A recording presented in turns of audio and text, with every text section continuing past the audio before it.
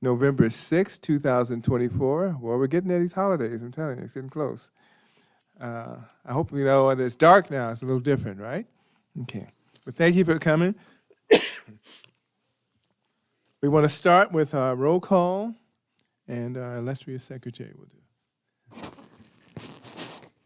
Commissioner Jimenez? Commissioner Gomez? Here. Commissioner Lopez? Here. Vice Chair Shively? Here. Chair Hammond?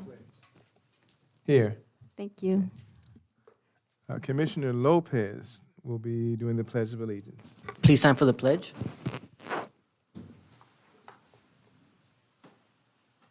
Ready, begin. I pledge allegiance to the flag of the United States of America and to the republic for which it stands, one nation, under God, indivisible, with liberty and justice for all.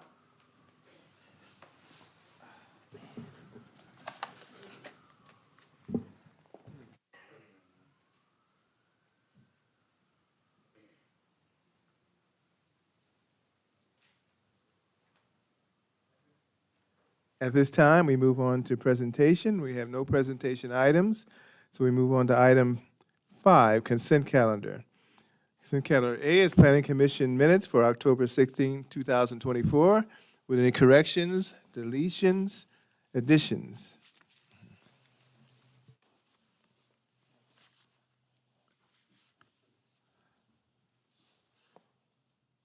None for me. Okay, I think we do have one. 5A correction, I think Commissioner Shively asked for the motion because I think I recused myself, so I believe I was stepped out at that time on 5A.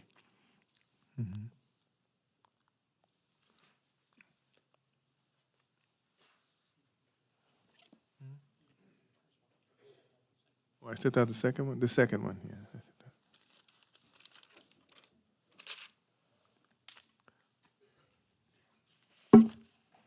Check again, because I may have confused the first one and the second one. I don't know.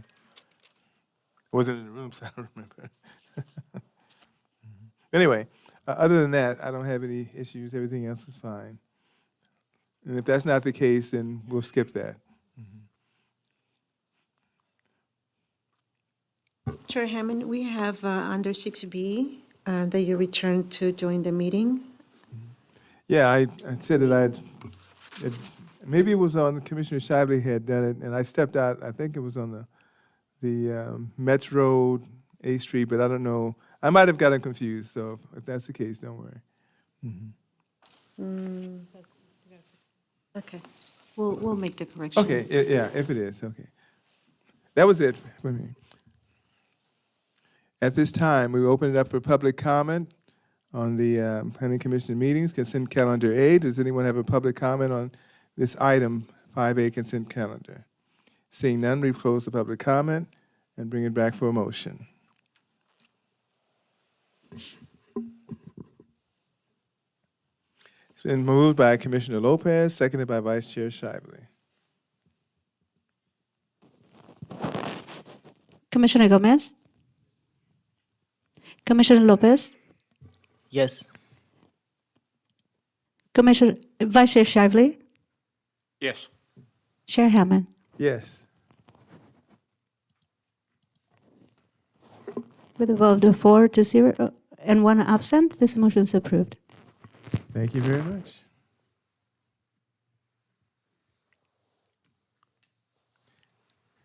And with that, we move on to item 6, public hearing. And bear with me, it's a long reading. Item 6A, tentative parcel map 20-05117, TPM 37965, and development plan review DPR 20-00004 is continued from the October 16, 2024 meeting. A proposal to consider the following entitlements to facilitate the construction of 2 industrial buildings totaling 544,372 square feet on 22.32 acres. Located at the terminus of Natwar Lane between Nandina Avenue and the I-215 freeway in the general industrial and light industrial zones of Paris Valley Commerce Specific Plan. 1, tentative parcel map to consolidate 7 parcels into 4 parcels And 2, development plan review for the site plan and building elevations. The requested action is adopt Resolution 24-18 to certify the final environmental impact report, adopt the mitigation and monitoring and reporting program, and approve tentative parcel map 20-05117 at TPM 37965 and DPR 20-00004 to facilitate the construction of 2 industrial buildings totaling 544,372 square feet. Based on the findings and subject to conditions of approval, we did receive comment letters on the First March Logistic Project. The staff received a total of 2 comment letters in opposition to the project, which are provided in the following attachments, and I believe staff has copies of these as well. Staff has reviewed the letters and determined that the comments received did not raise any environmental concerns. I'm just reading what they said.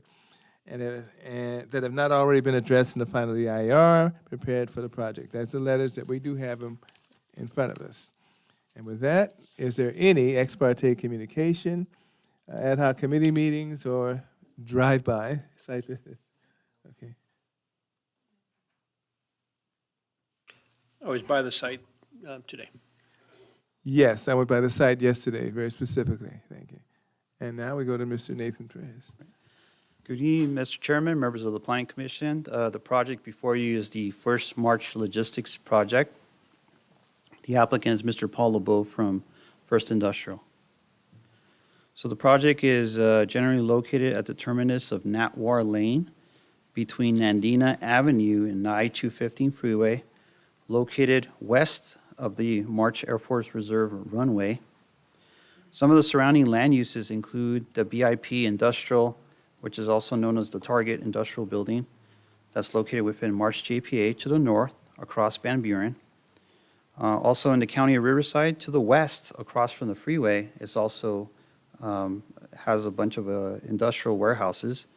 To the south and east is also industrial warehousing buildings.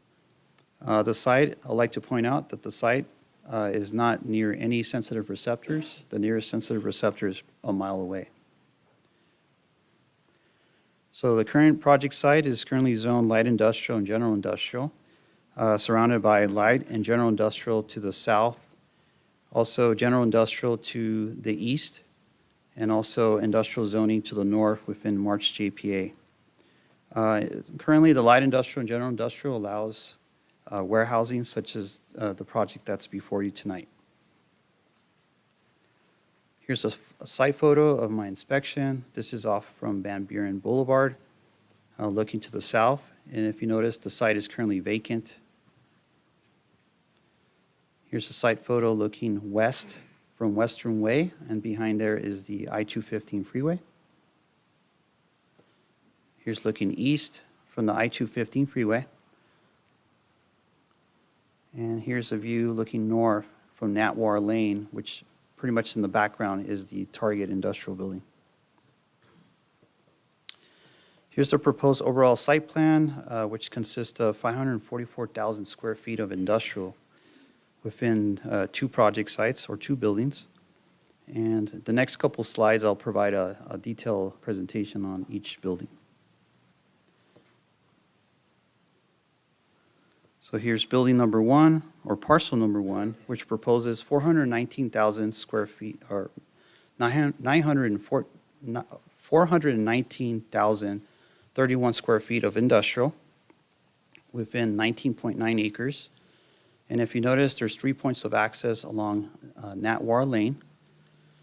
2 points of access are dedicated for trucks, and 1 point of access is solely dedicated for passenger vehicles. A total of 107 parking spaces are provided for employees and visitors along the south side of the building. And if you notice, it will not commingle. Currently, there's a vehicular gate there, which prevents cars from utilizing the truck access driveway to the south. So if a vehicle comes in, then we'll have to come into the passenger vehicle driveway. The project also includes a total of 77 loading dock doors and 142 trailer spaces, which are located on the east and west of the building. And also there's 2 outdoor break areas, which are depicted in orange boxes, consisting of covered seating located at the southwest and also southeast portion of the industrial building. And also, there's a bocce ball court located on the southeast side of the building. Building 1 includes roughly around 119,000 square feet of landscaping, which pretty much equates to 13.8% of the site is covered in landscaping. Here's parcel 2, located in the south west corner of Van Buren and Western Way. Parcel 2 consists of 125,341 square foot industrial building on 6.8 acres. If you notice, there's 2 points of access along Natwar, and the second point of access is along Western Way. Please note that all trucks will enter the Natwar lane access. No passenger vehicles will be able to enter Natwar lane because there's a vehicular gate along there preventing them from going through there. On the easterly gate, there's an emergency vehicle access only gate, or basically trucks are not going to be able to access that gate. It will only be for emergency access. And passenger vehicles will utilize Western Way's driveway approach. Building 2 provides a total of 74 parking spaces for employees and visitors along the east side and west sides of the building. And as shown on the slide, passenger vehicles will not commingle with trucks. The project also includes 16 loading docks, which are located south of the building. And also, Building 2 includes 4 outdoor amenities, which are depicted in the orange boxes. Located, first of all, they're going to have an outdoor covered lunch patio area, which are located in the southeast and southwest portion of the project site. And the other amenity that they're going to have is a bocce ball court located at the southeast corner of the project site. Building 2 includes a total of 34,000 square feet of landscaping, which is roughly around 12.1% of the site. City staff has reviewed Building 1, and it complies with the light industrial zoning standards. And city staff has also reviewed Building 2 with the general industrial zoning standards, and it complies. And here's a rendering of Building 1, for example. And if you notice, this is a nighttime rendering, which will have uplighting.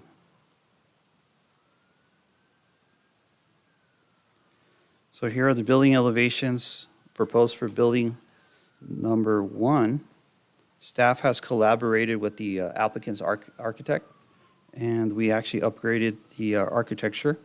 And as shown, the building proposes 3 types of veneer form liner material with clear anodized mullions towards the main office entryways to pretty much clearly define where the main entrances will be.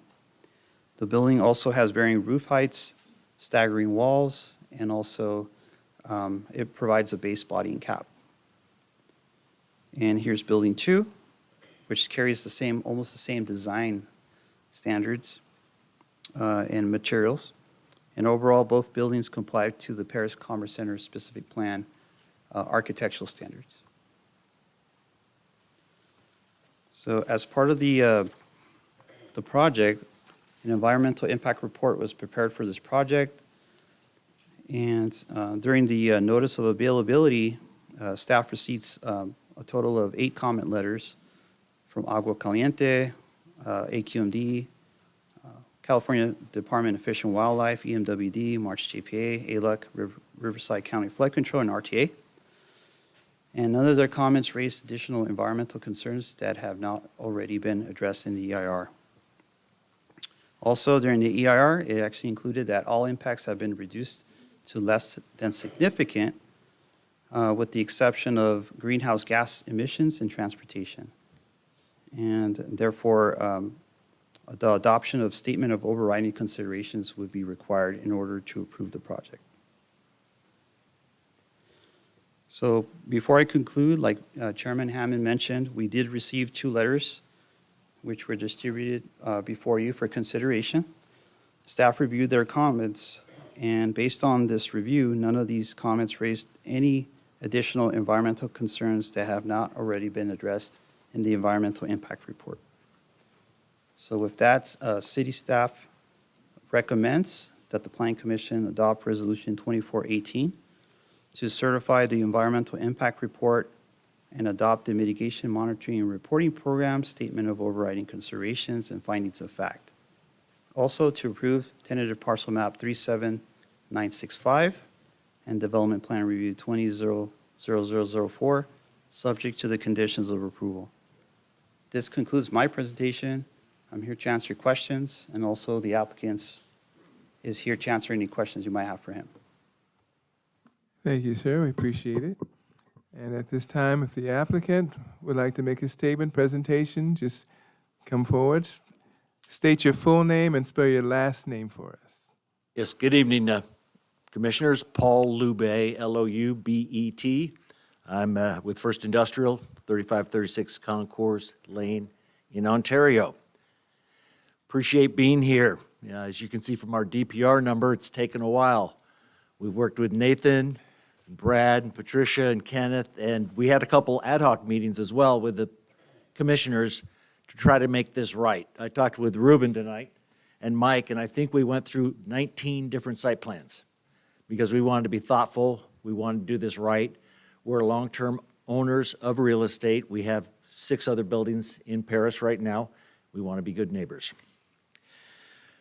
If you look at the conditions of approval just from planning on our circulation element, you can see we're very thoughtful on where we are putting the driveways. Took a lot of work with engineering to get the spacing right. Details on the truck and auto circulation, the barriers, the gates, flashing pedestrian walkways. All of that was put into the plan to make sure that it worked well for all of us. And you guys were happy with the design and the safety that's provided. You know, there's a benefit to being in a cul-de-sac. We're not putting a lot of extra traffic on that street. It's a light street right now.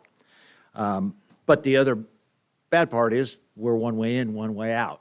But we think we've mitigated that with the spacing of the driveways, with the stacking, and also with the work we're doing to help address the adjacent streets, to improve them, to modify them, and reduce conflicts to the extent that we can.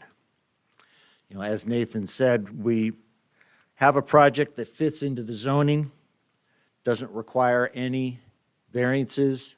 We have a robust staff report, robust EIR, and we're also building this project LEED Silver. We will be certifying the project as we are holders, and it's important for us to do that. As I said before, I'm here with Mike Goodwin with First Industrial, Nicole Morse with TMB Planning, who did the environmental work, Ruben Choi, our architect. Aris is here with Thenis. We're here to answer any questions. We approve the conditions of approval as drafted. I guess we agree with them. I don't know if we approve, but thank you for your consideration. And I'm here to answer questions. Thank you very much, sir. Stay close. Any questions for the applicant and/or the city? Yeah. Thank you, Nathan, for the presentation. Real quick, I just wanted clarification on parcel number 1. In regards to the screening on the west side of the project, I believe I saw 2 types of screening, the 14-foot wall and 8-foot wrought iron. Just want to make sure that's correct. Yeah, that's correct. So currently, there is a proposal for a 14-high screen wall, which is shown as the light green per the slide. And also as a barrier, they actually have a wrought iron fence with pilasters. So there will be two types of fences along the westerly property line. Got you, perfect. I have a question for the applicant in regards to this. I was looking at the landscaping plans, and along the 8-foot wrought iron fence, it looks like you guys only have one tree every about 24 to 25 feet. I don't know if you'll be open to improving the density of the trees, maybe like adding meandering trees and that, just to include the density, make them a little bit closer to each other. We'd be glad to work with staff on that, yes. Yeah, okay. Northern part? On the western side, right along the 215. Facing the freeway. Yeah, right along the freeway. I just want a lot of density right there, landscape density. I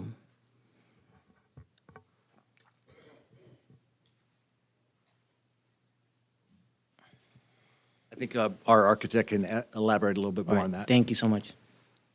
Yeah, I mean, Oh, state your full name and spell your Sorry. last name for us. my name is Ruben Choi, HPA, CHOI. I'm the architect, I'm not the landscape architect, but Okay. looking at how they've been laid out, I mean, at day one, they're going to come in at 24-inch boxes, roots, and I think if you, as they grow, or as they're full grown, it's going to be too crowded if we put them closer together. What if we do meandering? So they're like, almost like zigzag? Right. Is so, that something we can do?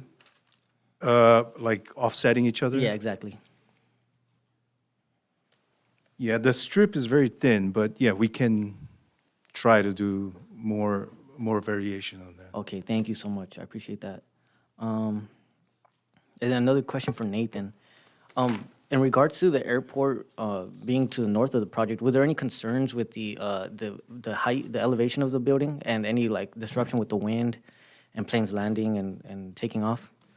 So currently, this project was actually sent over as a courtesy review to the Airport Lands Commission. They had no issues.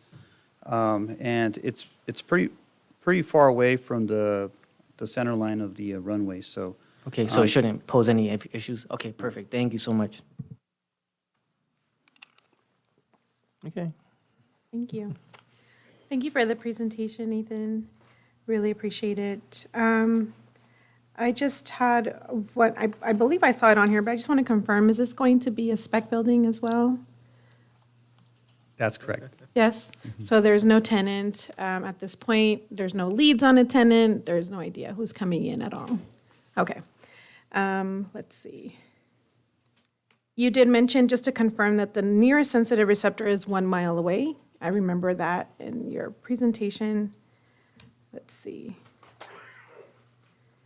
And I think the landscape will be increased with Commissioner Lopez's request from 12%, so that looks hopeful. There was anything else? Do we know if if there's going to be air conditioning approved, or if it will be conditioned to have access to air conditioning when we figure out who the tenant will be? And that's a very good question, Commissioner Gomez. I'd like to refer that question over to the applicant, Okay, since he might know who the future tenant might be. thank you. As mentioned, this is a spec building, but if it was to be converted to be conditioned, all it requires to be insulated from the inside. The roofs are designed already, will be designed to support all the solar panels, so that it can, per code, we have to have solar panels if you have a conditioned space. So in order to qualify for LEED, does it have to have the solar panels already installed, or just the capacity to be able to install them? No, if you have a tenant improvement, which will be conditioned, then we would have to have solar panels. Is that on one of the conditions in the report? I don't remember. It's per code, It's per code? yeah. Can we just make sure that we include in the verbiage that that the applicant has agreed to make sure that there is access? Right, so the load of the roof, it will be designed to be fully solar panel, entire roof, if needed. Yeah, if needed. Yes, there will be an additional 5 pounds per square foot of live load on the roof. Do we know, I understand that it's been given to the March base for consideration. Do we know if that will affect? You were reading my mind. I was just going to Yeah. comment on the proximity to the airport. Yes. If that's a desire of the commission to add a condition, recommend a condition of approval, that we work with the airport to ensure that the material is anti-glare, so Yes. it doesn't create a safety situation with the airport. as much as possible, thank you, Patricia, to make sure that it's forward-thinking in the construction, and also the other thing that I had mentioned, the air conditioning capacity as well. I prefer that it'll already be available, but again, this is going to be tricky knowing that we don't have a tenant in mind for this, because I'm sure that if it's just for storage, it's not going to be needed, right? But if we do have a certain amount of workers, there should be air conditioning. But that's it for me for now. Thank you. Commissioner Gomez, I just wanted to add that we do have a condition, which is condition number 70G.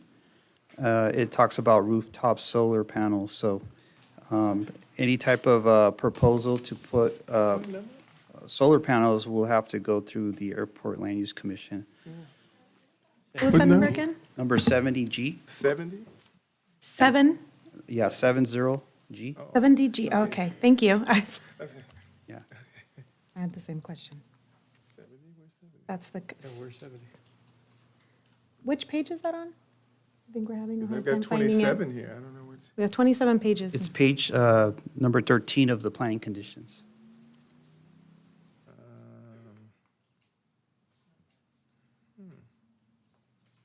I got Not on there. 27.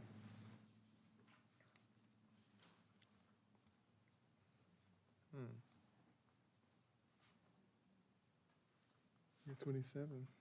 Have it with me. You sure?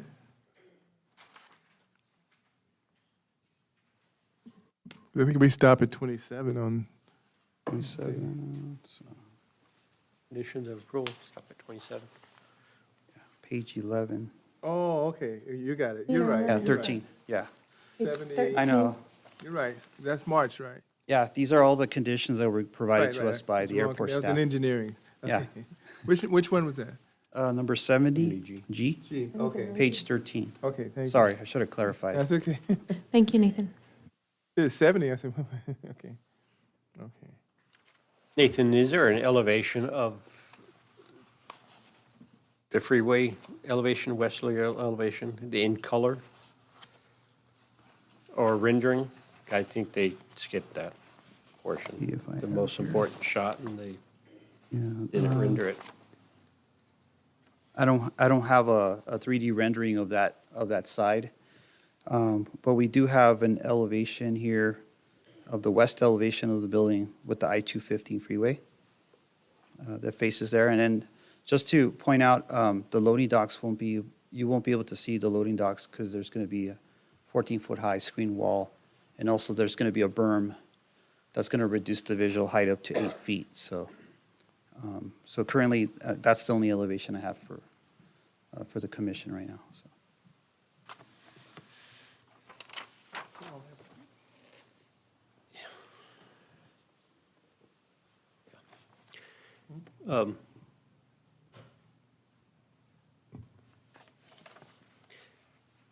Is the applicant, she says it's going to be LEED certified, is it, they're actually going to go through the process and get a plaque?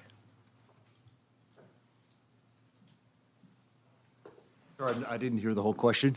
Will you be going through the LEED process and getting the plaque? Yes. Good luck.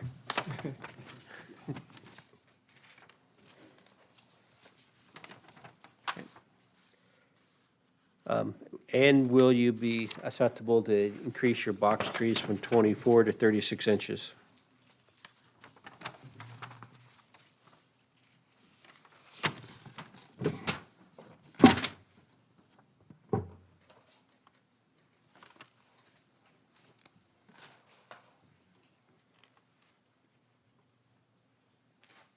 It's generally speaking, it's usually 30%, but you want to talk about, From 36 bucks, But you wanna somewhere get 24 to- bucks.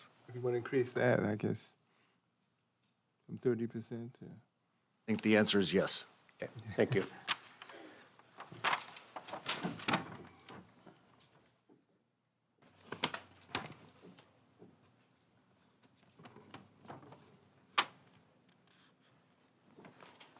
Okay, sorry. I'm taking notes and then I don't know why, because I can't write. One thing, some basic things I think I want to go back through. This is non-refrigerated. the proposal is non-refrigeration, so that's a difference right there. The engineer's going to have to explain it because I'm going to bother the engineer most of the night. Detention basin is not on here, so they're going to hook into a line, because one says private and the other says basin or no basin. So is it going to hook into Western Way? How's that going to work in terms of the water drainage? Yeah, so condition number 7 Yeah. describes a little bit about the drainage and the runoff into the Paris Valley Storm Drain Channel. But is that through a pipe or through? It's through underground facility to the channel. So it's not, we're not going to have a detention basin then? Because of the proximity to the airport, you can't afford to have buried birds and things like that. Okay. That's yeah. First thing to come to mind. You can't, they'll never allow any water drainage. Okay, so it's going to go into Western Way. That's the proposal, going to Western Way. Or to where the I-215, where the Caltrans, I'm not sure which way it would. It would go directly east to the Paris Valley Storm Drain Channel at the northern end of the project. Let's see, I'm trying to think. Because March is right there, so maybe I'm missing it. Where would it be to the north? VIP. Along Van Buren, heading towards the east to the To the channel. south of Van Buren or the north? 'Cause that's March on the other side, so. It's, yeah, the south end of south side of Van Buren, Okay. heading towards the east. Oh, okay. Lastly, I think, and the thing, and I'm glad you mentioned the solar panels, but that depends on March Airport, so that wording in this spot, it becomes a major thing. The other thing too, I think was, and I do agree with the landscaping needing to be slightly increased. Now, having gone to the site, there's a facility to the south, kind of east corner. There's a facility with a wall around it. If you've been to that site, you'll see that there's a facility with a wall right on the southwest corner of that cul-de-sac, where it meets Nandina and whatever it is, Natwar. I don't know if you can see it here. Yeah, there is a facility to the south. So it abuts a facility that's the south. I'm not sure what that facility is, but it's there. It's a pipeline company. Okay. No, they have a wall that they're proposing a 14-foot wall facing the 215. I-215, right? To block the truck traffic, which is a major issue. The one to the north is not a block wall on Van Buren. Now, I have a question about Van Buren, which we asked earlier, but I'm going to ask it for public. Van Buren right now is not open at Westerly Way. So how long are they going to be contributing to that? Do they have to do, are they working with the county? We have a timetable on when Van Buren will be opened up. It should be opened up now, but I don't know that's the county. But because that would really relieve a lot of any particular traffic that would come right off Van Buren right into there. Yeah, good questions. So that work isn't tied to this project necessarily, but up at Van Buren, at that interchange, there's some EMWD work going on. And we had a meeting last week. It sounds like they should be ready to open up that road within the next month or two here. Okay, because that would make a significant difference if that were the case, because now you're just coming off Van Buren, even though Westerly Way it's a secondary arterial, I think 94 feet, but that makes a difference, because if you don't open up Van Buren, everything comes from Harley Knox, which is already has an issue with traffic right now. Right. So I'm just wondering if there's a timetable, that's a short timetable, that makes, There's some work Yeah. going on, utility work going on okay, near the Air Force Base up there. okay. So another month or two, the game plan is to open it at that point. Oh, okay.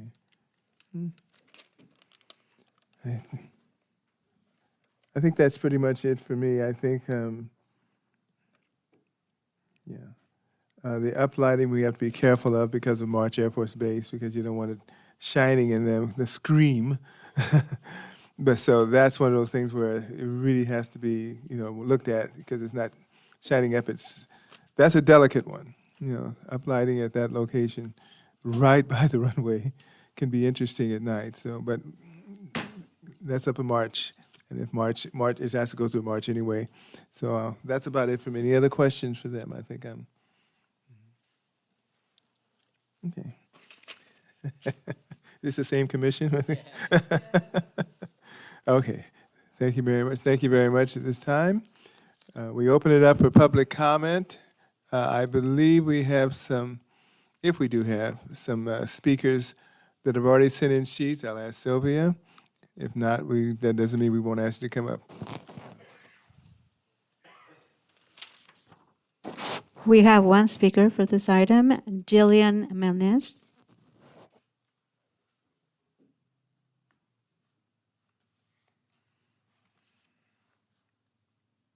Good evening.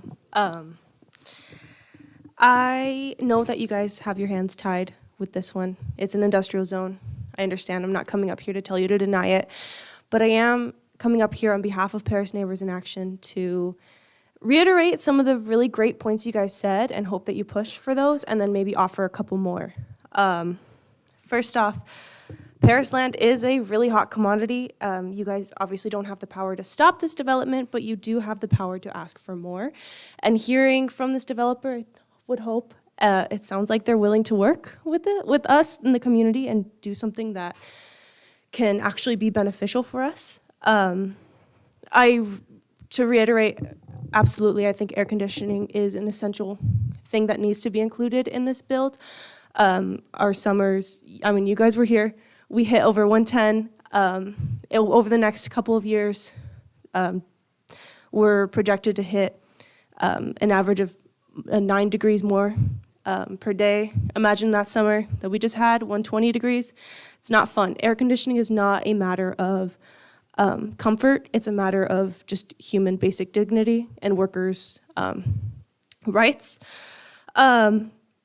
I know that there's a lot of back and forth of, well, you know, we can't mandate air conditioning, we can't mandate union warehouse work, we can't mandate high pay if we don't know the tenants. So I suggest, as previous developers have done in the past, maybe it would be a good idea to include as a community benefit no groundbreaking until a tenant has been established. And then, in that case, we can then work with the developer and ensure that that tenant will offer high-paying wages, I mean, even better, union labor, to those warehouse workers that will be within the building. Again, I know your hands are tied. I just want to say things are changing in Paris. Let's make this project the first in hopefully a long line of projects that will actually work with the community. Let's work on repairing the relationship that we have with developers. Let's get the best out of it on all sides. That's all I have to say. Thank you. Thank you very much. And on this particular item, is there anyone else that would like to come forward on this item? Okay.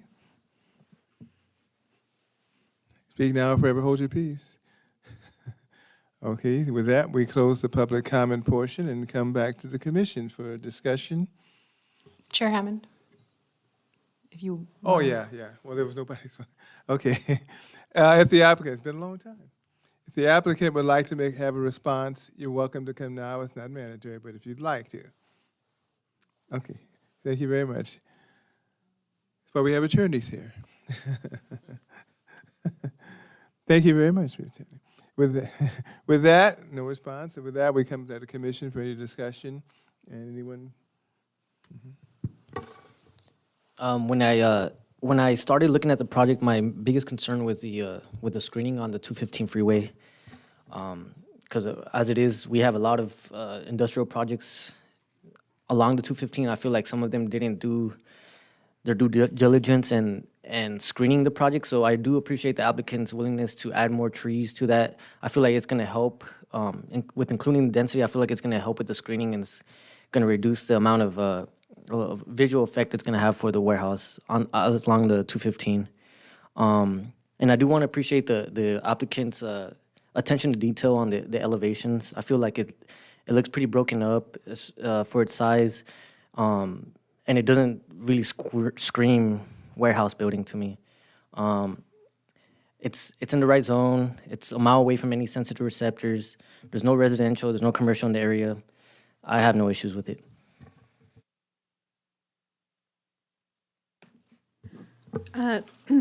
Commissioner Gomez, I think I forgot to ask one question because I was expecting someone to speak. Is there any, can I ask a question? I know we're Of who, making staff comments or- to staff. Yes, just Yeah, to staff. yeah. Can you, can someone tell me if this, if the building, the construction of the building itself is being done with a labor agreement?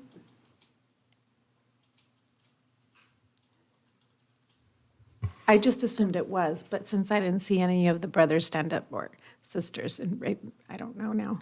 That's not a requirement of our code. Maybe the applicant is willing to provide that information. Okay, let's Guess we're opening again, I'm We'll sorry. reopen the public hearing and go for it. Yes, we have. Okay, do you mind sharing with the union that you're working with? La Una. Layuna? Yeah. Okay, are they local? Yes. Okay, thank you. Thank you. And we'll close the public hearing portion and come back to I should say public comment, and come back to the commission. Yes.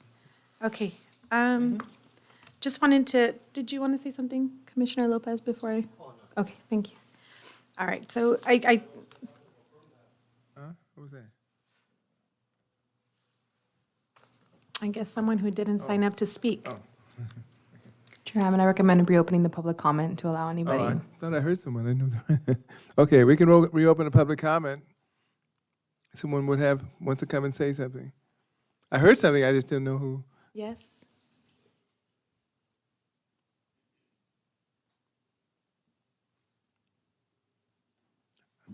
Okay, we'll close the public comment portion. We're always open to. Okay, we'll close the public comment portion, bring it back to the commission. Okay. Yes, so I guess that this is in an industrial area. There's really not much that we could, that we would like to say in regards to not having it here. But I do believe that it's very important that empty warehouses be something that is, I do believe that it's important that that the applicant come in with at least a tenant agreement to be able, so that the city council can negotiate the terms in regards to the living wages that would be brought into our city. I think that's something that we've missed in the past, but again, we've been learning and moving forward, and I think that's something that our city really needs to focus on. And hoping that those jobs, as mentioned earlier, are also union supported jobs as well, and not just temporary agency jobs.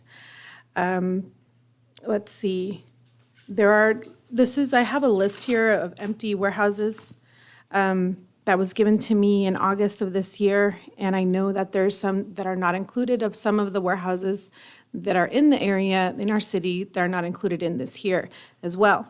So we also need to consider that. So that would also be something, if we're gonna build something, let's make sure that we use it, right? Not just sell it off and make our profit and move on. Let's make sure that we actually do provide those jobs to our city. And moving from there. The landscape at 12%, I think, was very borderline, but has been increased, which is something that we look forward to. Let's see.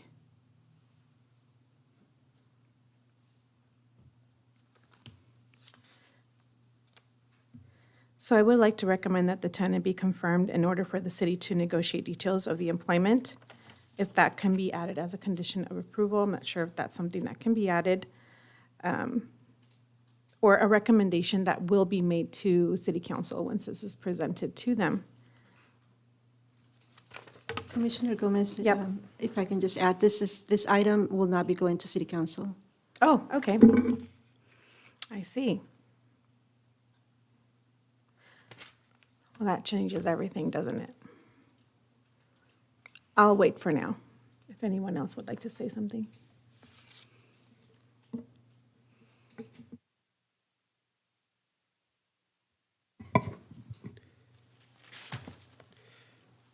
So, given the location that it's already part of the light industrial zone, there's no issue with where the building is going to be there and what it is going to be used for. The building elevation being along the 215 is important to myself, and I'm sure it's to many of the residents of Paris that it looks the best it can be. So comparing it to building adjacent to it, the Target 1.6 million or 2 million square feet warehouse, and that being all white, this is a much better looking building than that is. And unfortunately, the city of Paris didn't get a chance to review that one, or at least the planning commission didn't get a chance to review that one.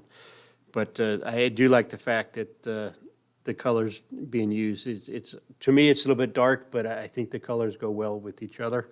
And I do like the fact that it's going to be LEED silver, and the challenge to get that done is pretty tough. Just doing all the documentation of it to get it to be done. So the challenge is there. I'm glad that they're taking on the challenge to get it done. In the assistance with the, especially with the assistance of having to have 10 credits with some of the items that had to be around the property. So I would like to also encourage or to have the City of Paris to require an exterior lighting photometrics to be reviewed by the City of Paris and the March Reserve Base, and that verify that there's minimum light infiltration on the base.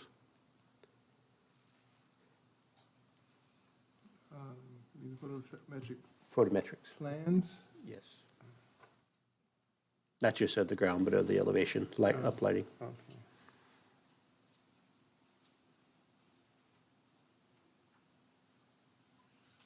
Okay. Right. Well, let's see. So then, since I apologize for missing the information at hand, would it be okay to open so that I can ask a question? I know, I'm For sorry. staff or? To the applicant. Okay. Yeah, we can open the public comment so a question for the applicant. So the question is are you open to holding the project until you have a tenant that will be coming in that you know will be providing livable wages and a certain percentage of actual jobs for the city of Paris? Unfortunately, what happens in the industrial segment is companies don't make their real estate decisions that far in advance and wait for a building to be built. That's why so many of these industrial buildings are built in a speculative nature. These companies a lot of times get new contracts and they need a building, they need to look for a building that's already completed. So they won't wait, they won't go to a building that has not yet been constructed and sign a lease. Unfortunately, it doesn't work that way. Well, it has in the past, because I know that we have approved buildings with tenants. What you're saying is that you are not in the business of doing that. No, the majority of tenants are speculative in nature. There are a few build-to-suits, and we're not in the build-to-suit business. There are some developers that specialize in build-to-suits for a tenant, but that is not our business. We build speculative buildings. Okay. So the build-to-suit would only be considered, you're not in the build-to-suit business. No, You're in the spec business. correct. Okay. All right. Well, very well. Thank you.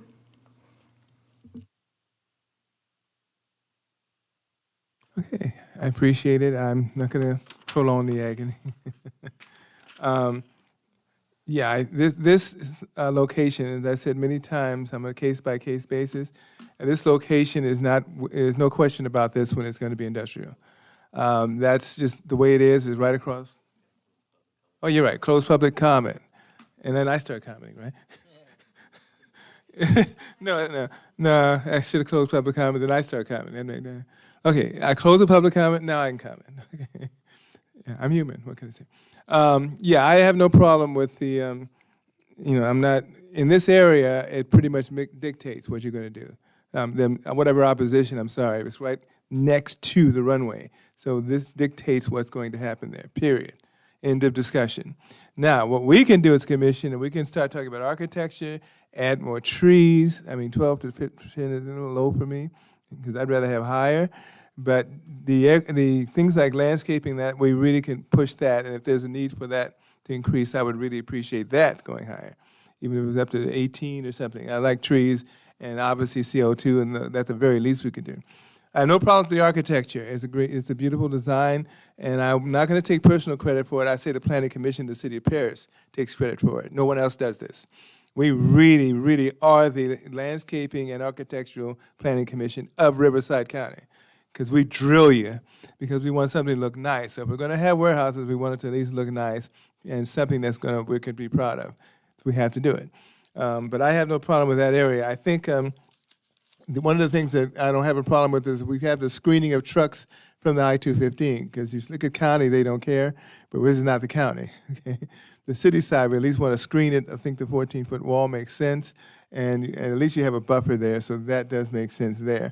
The opening of Van Buren will take a lot of that traffic. If we can open on Van Buren, then obviously, and I'll drive it too, but driving, I've done that and had to stop at the wall. It makes no sense. Open it, okay? But the thing is, once that opens, then truck traffic can divert itself from Paris and go straight to the I-215, which is a whole other argument about truck traffic at the Hardy Knox. But I think the one of the keys, too, for engineering is the road conditions. Because you have a lot of trucks, the wear and tear on the streets, and that becomes an inevitable issue that we have to deal with. I think that proposition didn't pass. But so we've got to deal with that infrastructure issue on the street. So will they go to concrete and get away from this old-fashioned 1970s roads and start, doing what a lot of other states do? We're the only ones that don't. That where you have roads where you have this truck traffic and we're out the road. That's one of my concerns there. But other than that, I think the basic design is what it is. It's nice. Whoever worked on that was ad hoc, did a great job. I don't have a problem with the colors at all. And this location, you can't build several stories. It's going to be warehouse. If we're going to do it, most are going to be spec buildings in this idea. But the idea, what they're worried about is that you have buildings that stay empty. But that's not our concern here. That's not our purview. Our purview is just land use design. And that's what we can deal with. As far as, and I agree, but the idea of employment and who you're going to hire, that's city council level. Okay, they can talk to them. That's another private decision. That's not ours. Ours is just simply saying, does it meet the standards of light industrial, public welfare, access, things of that nature. That's just the legal aspect. I'm not talking about personal. That's the legal aspect with Planning Commission purview. So otherwise, I think you've had pretty much answered all the questions. I just hope Van Buren can be done well. At least they say there's a name Van Buren there, so we know Van Buren is going to do something there. We couldn't say anything about Target as the March. That's a gigantic warehouse building. We can't do anything about that because they want revenue. That's bottom line. They want revenue. So I think I'm okay. And with that, unless there's anything else to add, okay. Let me go through some notes, and I think you took better notes than I do, Patricia, but we'll try. One of the things is that the density of trees on the western portion increased the density. You're saying from 24-inch to 30, or just more 24-inch? 24 to 36. To 32? Okay, okay. 24 to 36-inch density on the west side, which would be from the freeway. Tenant access, the wording for the tenant access for solar panels is there. So it's just a matter of emphasizing that March is going to have the last say on that one, because it can't be pointing to where it's going to block. So we may want air conditioning, but you have solar panels on top right on the runway, they're going to scream. I'm just telling you right now. Screaming is putting it mildly. Okay. I think talking about photometric plans, that would be something that for elevation uplighting, he was talking about something that the city would review. Now, I'm not sure if that would be something in a COA or that would be something that would be an engineering condition. I'm not sure how you want to handle that. We do have a condition of approval, number 46, requiring for a metrics plan. And it would be subject to planning division review and approval. If you desire, we can add also subject to the airport approval to ensure that it's not going to be conflicting with any of their plans that they have in place that would interfere with the airplanes and their operations. Okay. The importance is also that the uplighting at the building as well. Okay. Will do. Not just, most of the time, the site photometric Yeah, is it's just just- done with parking and yeah. sidewalk. And for the building, it's the building also, the building itself. Unless it's number 46, it would be added to 46. Okay.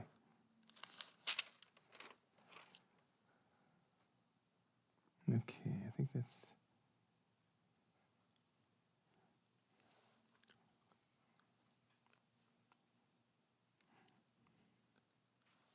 Okay. I don't have anything else. Okay. Anything else? Okay. So hopefully we got that. She wrote it. I didn't. If there is a motion on to approve this, whoever would like to make a motion, let me read it.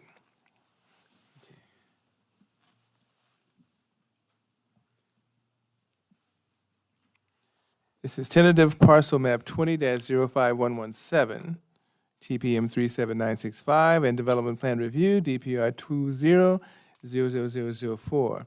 A proposal to consider the following entitlements to facilitate the construction of 2 industrial warehouse buildings totaling 544,372 square feet on 22.32 acres, located at the terminus of Natwar Lane between Andina Avenue and I-215 freeway in the general industrial and light industrial zones of Paris Valley Commerce Specific Plan. 1 is the tentative parcel map to consolidate 7 parcels into 4 parcels, and 2, development plan review for the site plan and building elevations. Requested. What am I looking at?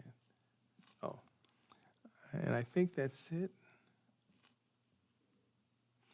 The requested action.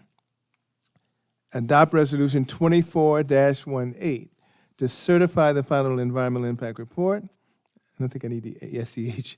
Adopt the mitigation and monitoring and reporting program, and approve tentative parcel map 20-05117, TPM 37965, and DPR 20-00004 to facilitate the construction of 2 industrial buildings totaling 544,372 square feet based on the findings and subject to conditions of approval.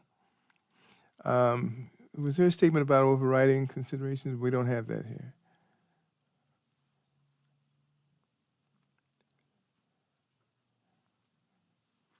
At least not in the paragraph, so I think there was, as far as the EIR. If we can add also adoption of the statement of overriding considerations and findings of fact related to the project. Yes, thank you. I do have a memory. Okay, do we have a motion now?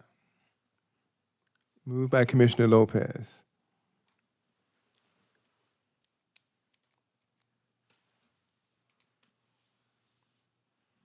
And seconded by Vice Chair Shively.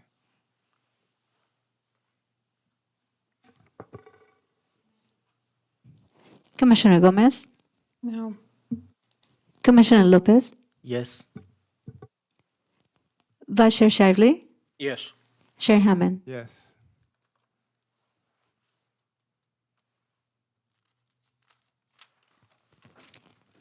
With a vote of 3 yes and 1 no, and 1 absent, this motion is approved.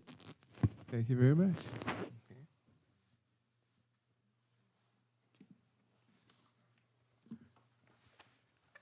And thank you to the applicant and Nathan. Okay. With that, we move on to item 6B. You don't need any breaks, right? Okay.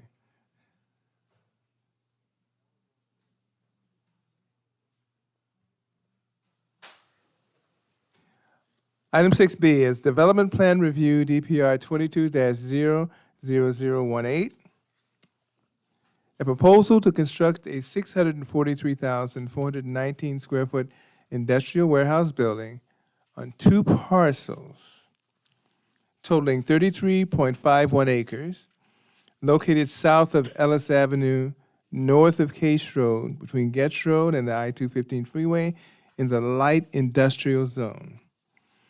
The request is adopt Resolution 24-19, certifying the final environmental impact report and adopting the mitigation, monitoring, and reporting program, statement of overriding considerations, and findings of fact related to DPR 22-00018. And, thank you. Adopt Resolution 2417, approving development plan review, DPR 22-00018, to facilitate the construction of 643,419 square foot industrial warehouse building based on the findings and conditions of approval. Thank you. With that, do we have any ex parte communication, any ad hoc meetings or drive-by site visits? Okay. Driven by the site.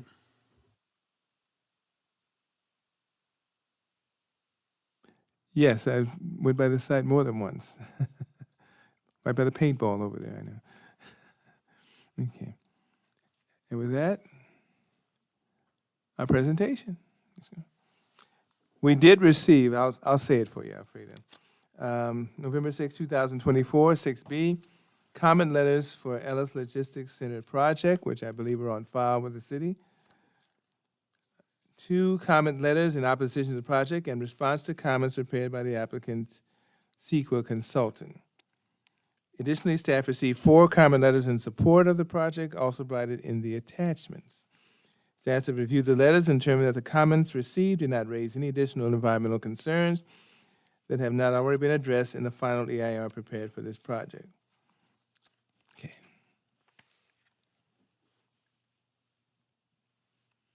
Thank you, Chair. Good evening, fellow commissioners, members of the public, and staff. As mentioned, this evening we have before you the Ellis Logistics project. The project site is located in the southern portion of the city. It's comprised of 34.5 gross acres. It's located just south of the Ellis Avenue, north of Case Road, between Getz Road and the 215 freeway.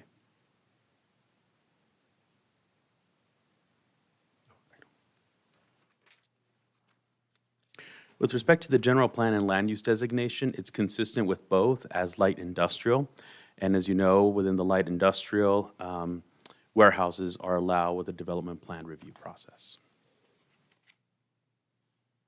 Here is a view along Case Road looking north at the project site over the rails. Here is a view along Ellis Avenue looking southeast at the project site. And another view along Ellis Avenue looking southwest at the project site. Here we have before you the site plan. As mentioned, the applicant is proposing a 643,000 square foot industrial building on 33.5 acres. That's net after the dedications.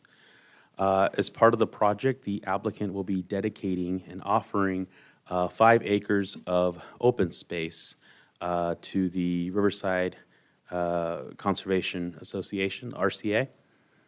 As part of the project, trucks will be taking access along the east driveway along Ellis Avenue as a right in, left out.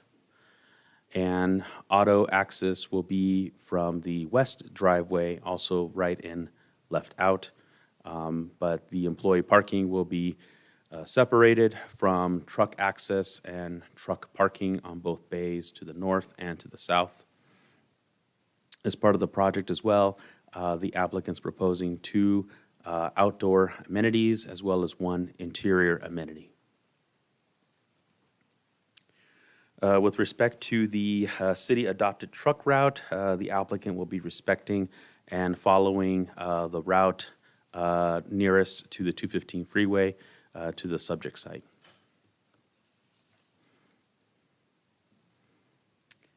Here we have the landscape plan.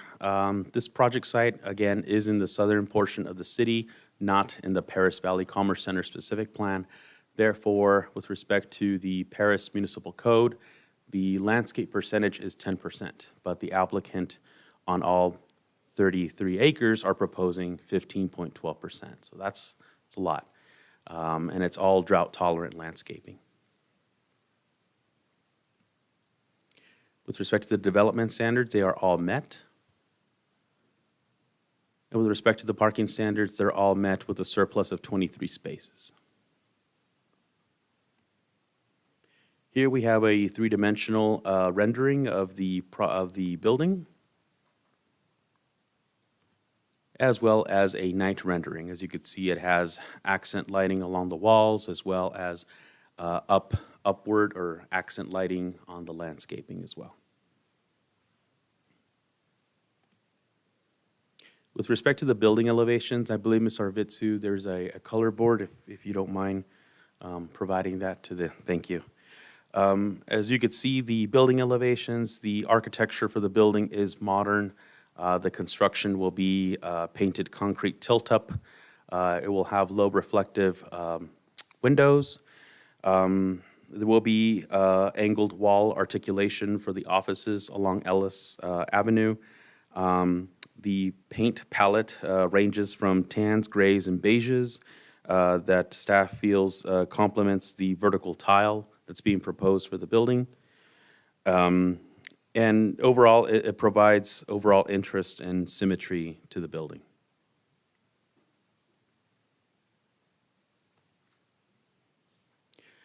With respect to the environmental process, an environmental impact report was prepared for this project.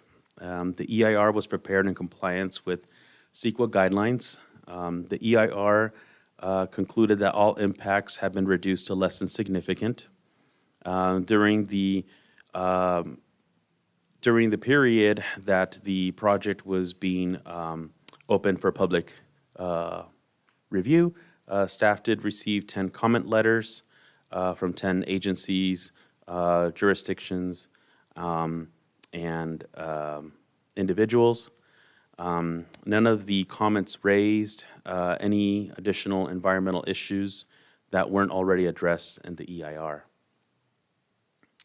And within the EIR, it will be adopting the statement of overriding considerations that will be required for noise in order to approve the project.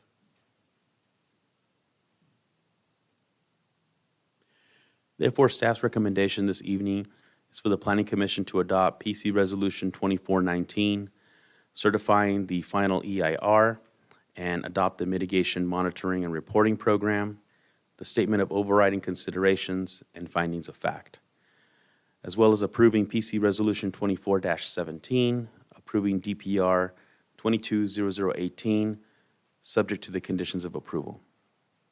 And that concludes my presentation.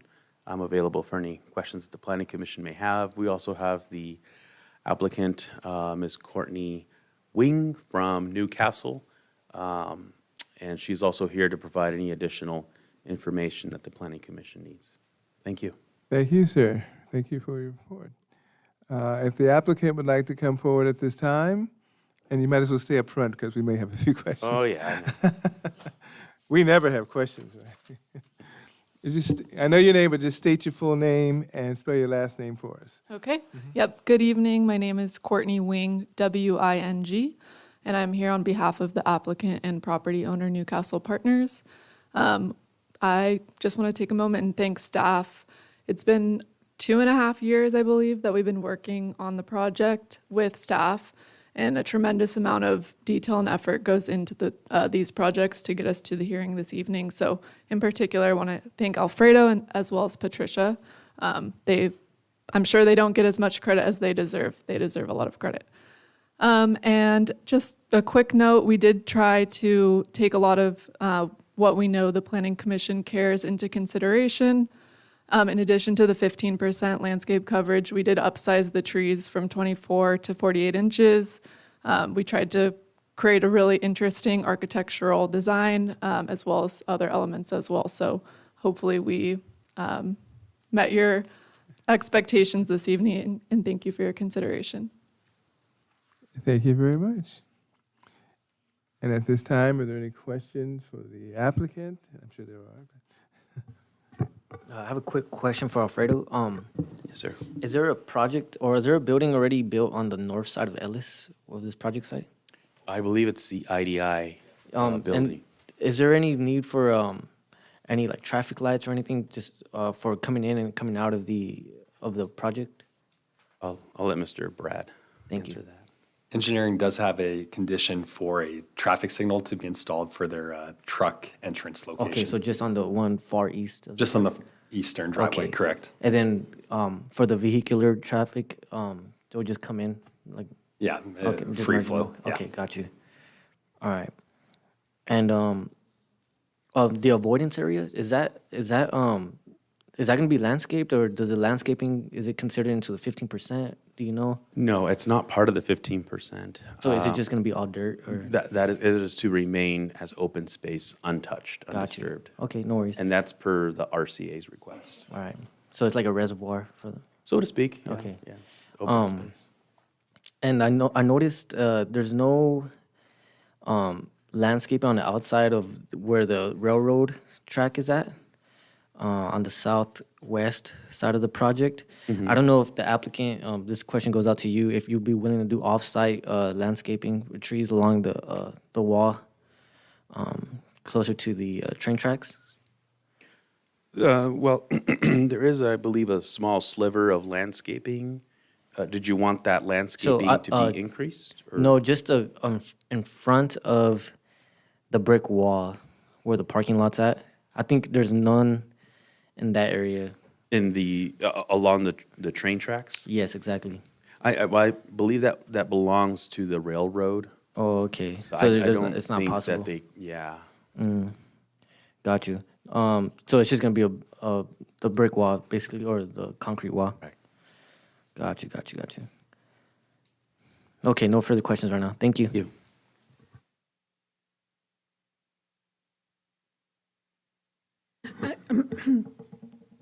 I'm curious, can you tell me what pages the letter submitted by is it the Mission Band, or which, the letters that were submitted that were not here with this packet? I'm looking, because I'm trying to find them in the packet and I All don't see it. the 10 letters that we received for the EIR? Well, at the beginning of the beginning, can you go back to the beginning of the presentation? It mentioned the different letters that were submitted.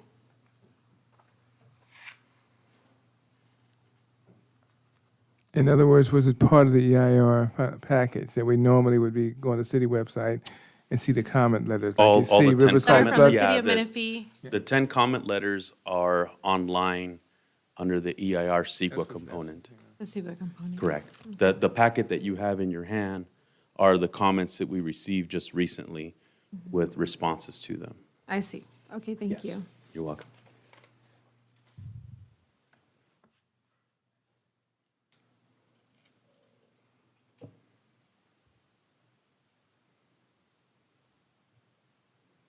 Yeah, I don't have questions right now.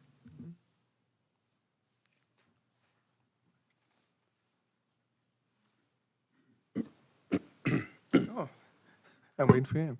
Okay.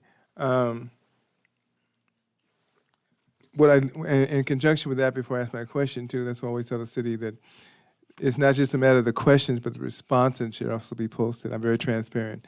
So if you have responses to those issues, they should need to be transparency. They need to be also posted. So whether agreed or not, it should be. It might be a little thick, but yeah. Okay, I'm stalling for her too. And I know Jack's going to be in just a second. What I almost should wait because it may be a longer issue than yours, but well, yeah. Okay, I'm going to pick on the engineering thing again.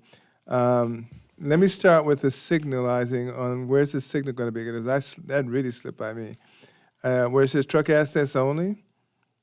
So the right driveway on the screen there, Yeah. that eastern driveway, that Yeah. would be signalized to help with the truck turning movement out of there. Okay, so we leaving the actual parking lot, there would be a signal, or just a signal in that whole intersection? Signal in that whole intersection. Oh, that's a new one. Okay. Okay. Did you have something? Because it might be longer. So adjacent to this property is the Airsoft Paintball Park. Yes, correct. The existing paintball facility. Um, To the east. To the east. Yes. they might be pelted with paintballs, but, you know. It'll be a- Actually, the paintball's not close to this building, it's actually the airsoft side, which I played at it for a while, which I enjoyed it.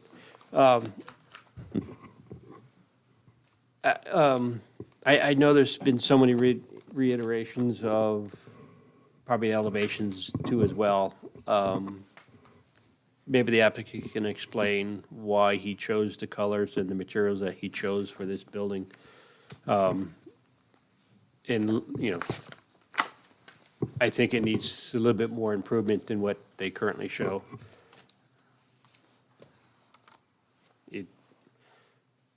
I believe the applicant's architect is Okay. here this evening to. Oh, it's okay. And then my concern is too, just wondered if the applicant has any issue with increasing the landscaping setback along the railroad tracks, or increasing the setback along the railroad tracks to allow for more landscaping to go along that track, because there are the railroad tracks, or the, I think of it, not Amtrak, my mind's blank. Metrolink. Metrolink goes by that area, Burlington. and is, you know, double deckers, they can peer over into it, so increase that. So at least to be able to increase it quite a bit, to be able to provide some trees to block some of the additional trailer stalls, parking and stuff like that.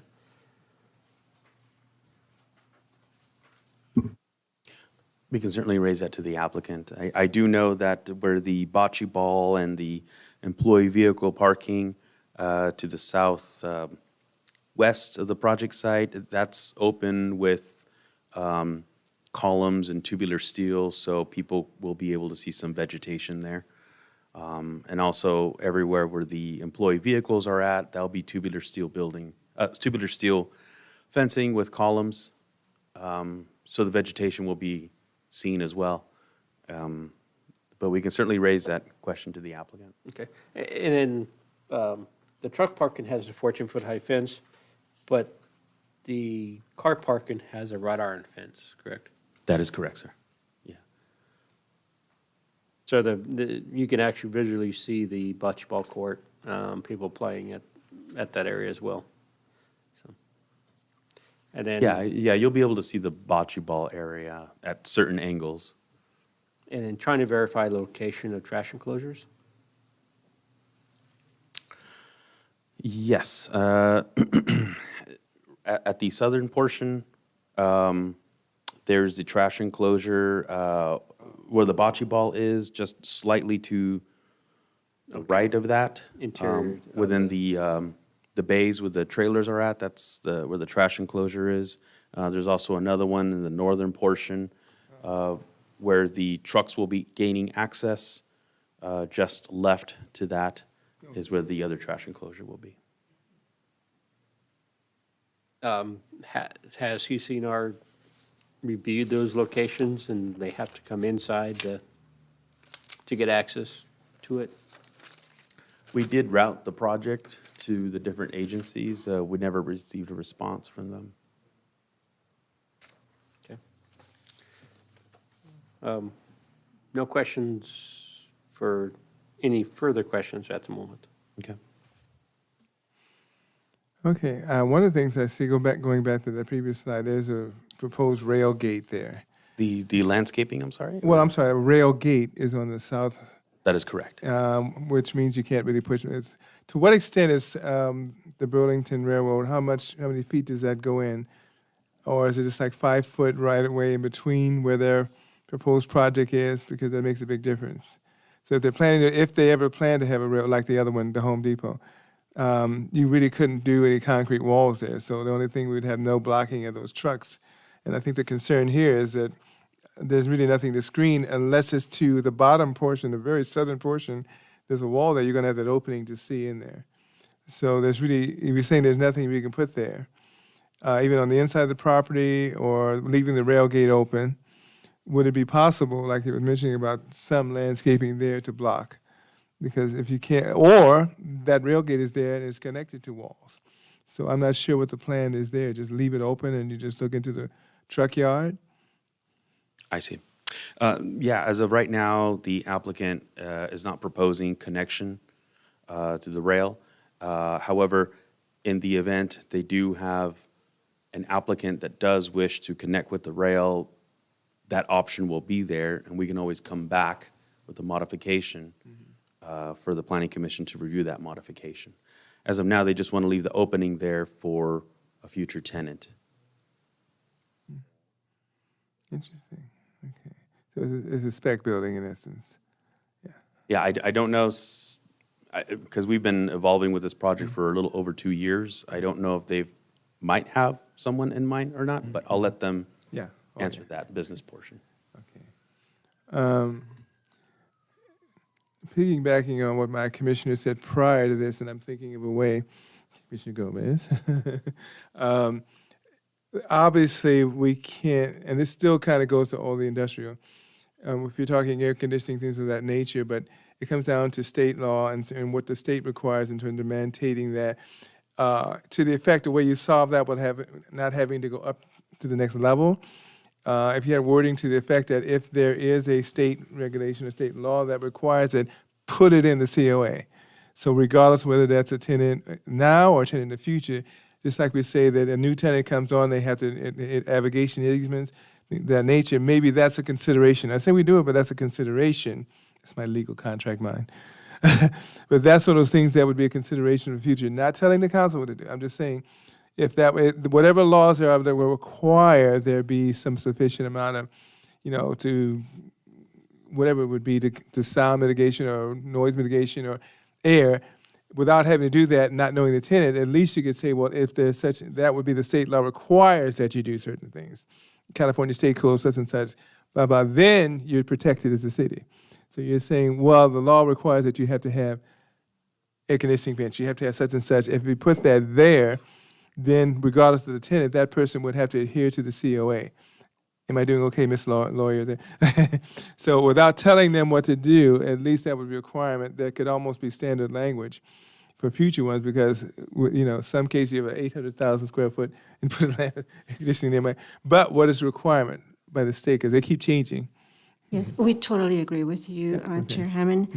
In fact, we do have a standard language, condition of approval number 9, that reads that all tenants shall comply with all state, county, and city ordinances, including but not limited to, and then it provides fire inspection, maintenance of a business license, but it does require the applicant to comply with all state, county, and city ordinances. Okay, yeah, you're right. Is there, and I'm an engineer, is there a specific one for that? Or even if the applicant for air or any kind of, someone said insulation, is there a requirement for that under the state, by the state law? I will clarify that as of June 2024, the state passed a lot of new regulations regarding indoor heat and employee protections that require employers to take certain actions for employees in certain temperatures. I think it's 82 degrees and above that they have to provide cooling mechanisms.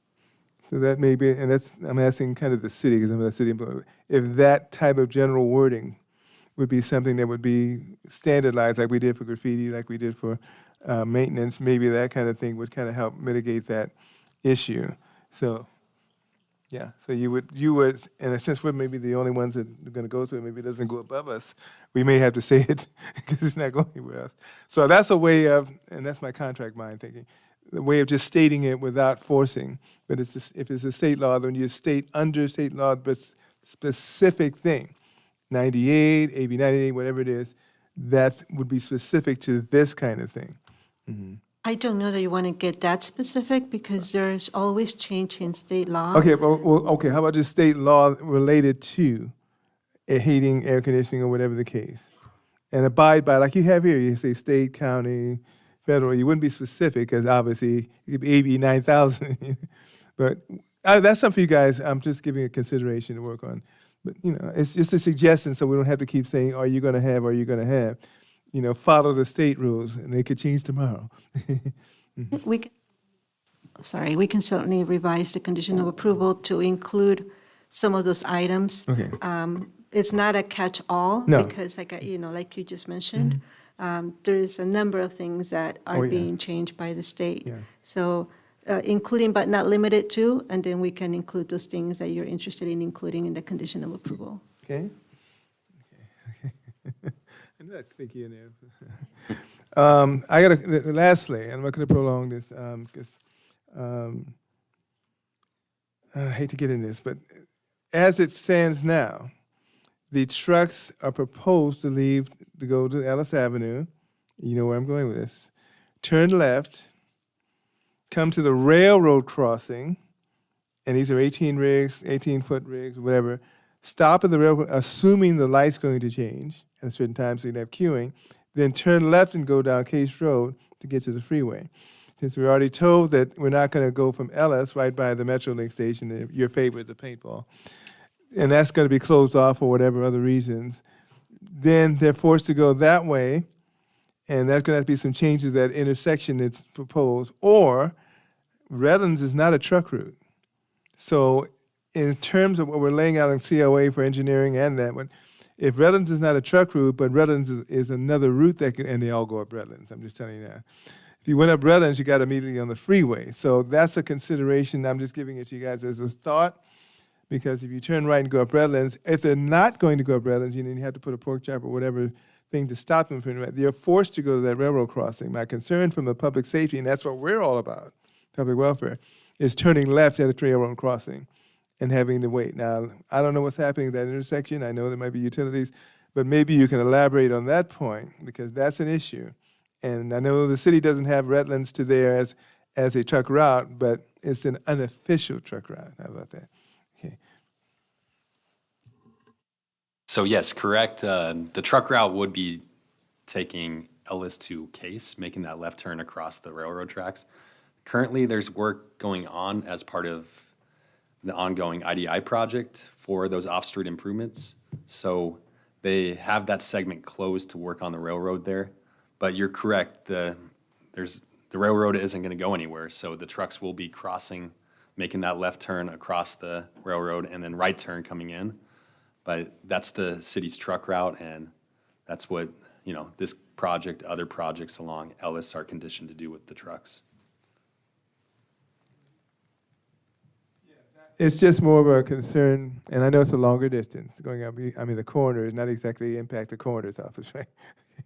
But going up north, the freeway's there. So it's just a matter of more than one way in and out, but it's the railroad crossing that most concerns me, and that we don't have queuing, we don't know what the volume, we don't know who the tenant's going to be. So I don't know what that intersection is going to look like. Maybe you can come back with how that's going to look.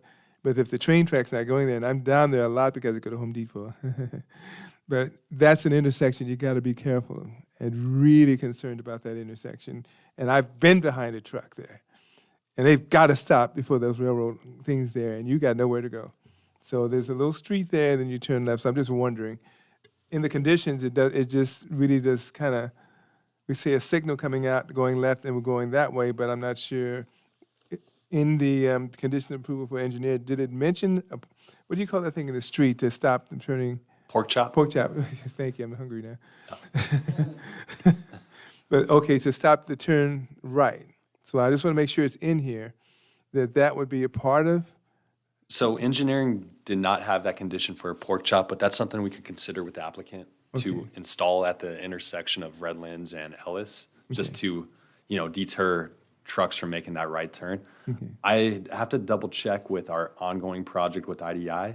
They may already be installing that as part of their improvements, but we could double check and then, work with the applicant to meet that condition to help deter that truck traffic. But again, at that point, part of it's enforcement too. If a truck, the pork chop can only do so much. Okay. It gets a consideration, and it's still part of this project, so it's important because you have truck traffic going that direction. And the signal, there's a stop sign there, and then the signal is crossing the railroad tracks. That was the main thing. Anything else? Okay.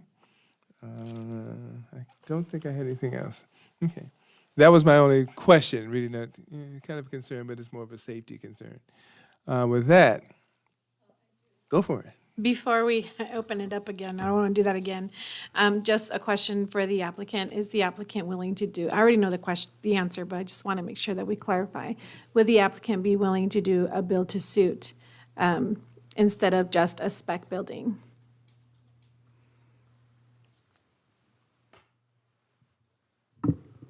So thank you for the question. Similar to the developer who presented before us, we are a speculative developer, so we are not in the business of built-to-suit. I just wanted to maybe add on to what he had said earlier.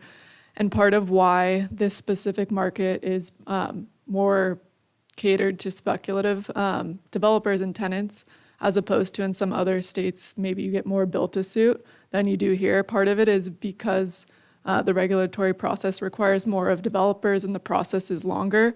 Tenants don't want to sign a lease and then potentially wait 12, 16, they don't know how many months they need to make sure that they can operate immediately. So I just wanted to share that anecdotally with you. That's part of why in this market, build-to-suits aren't as popular. One more question, since I have you up here. Thank you. And is this, did we mention if this was going to be a lead? So we will comply with all standards LEED of LEED Silver. LEED Silver. Okay, just wanted to confirm that. Thank you. Okay. One more question to the applicant. So I'm still concerned about the screening on Case Road with the block wall. Is that something you're able to do? Maybe create a setback with that concrete wall so that you could add landscaping in front of it? So there is a little bit of room for landscape. There's power poles in that area as well that are transmission poles, so they won't be undergrounded. So there's a little bit of overlapping items. So for example, we wouldn't be able to do tall trees because Edison won't allow it, but we are brainstorming and we'll take a look with staff to see what we can do in that area given the restraints. Maybe like a trellis on the concrete wall or something? Again, we can look and Okay. see what we can do to enhance that area. All right, yes. thank you so much.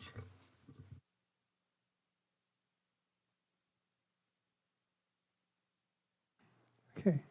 Anything else? We can always reopen. Okay. That's okay. Okay. At this time, and I believe we have some names already, we open it up for public comment. Thank you for your patience as well. Yeah, that's okay. You can still bring it up. But I believe our secretary has some names already listed, and we're welcome to take those. Brad, you may want to take it. Okay, that's okay. And she will read the names. Okay. Sylvia, about how many do we have? About 10? Just a few.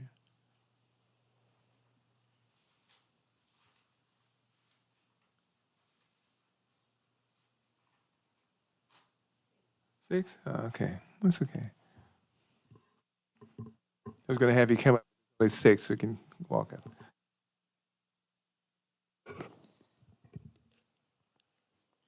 Jillian Menes, Robert Ramos, and Jose Garcia.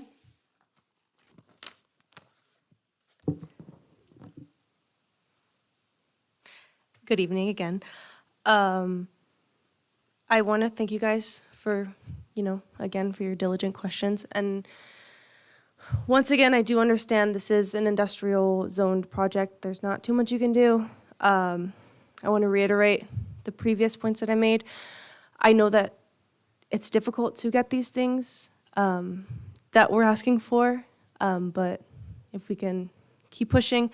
I like watching back and forth this conversation. I'm curious. I know that it's not something that we can necessarily say right now because the building is built to spec. So what are our alternatives or our possibilities of ensuring that our workers will be receiving fair pay, will be receiving hospitable working conditions? I don't think I've heard, and I mean, there was a lot of lawyer speak, so maybe that was pieced out, but I don't think that I have heard a very concise answer to that question. So if that's something that maybe we can keep pushing for, or at least pushing for an understanding of why that's not possible. And then maybe in the future we can, work together to make that a possibility. But that's just, I'm just in the audience. Again, as I said before, we have a new council going into this new year. Things are changing. This is a time when we can be building better relationships with the developers coming into Paris. And so even if we can't make any concrete conditions of approval right now, as far as labor and working conditions, maybe we can speak to each other and have conversations and make something like that happen in the future. Thank you. Thank you very much.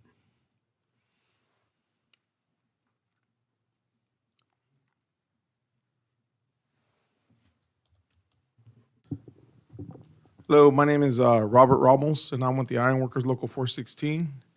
And we are here in support of this project tonight. This project is pretty well thought out. It's going to employ most of our skilled and trained labor back here with all the trades, not just one or two. And that's a big plus, right? That makes the whole community here come together as far as the building trades. The city of Paris deserves a well-built, quality project, which we could provide. And well-paying jobs, we all know, especially hiring local, is going to stimulate the economy here in the city of Paris, which we need, right? So with that being said, is we are here tonight in support of this project and ask for your support as well. Thank you very much. Thank you very much, sir.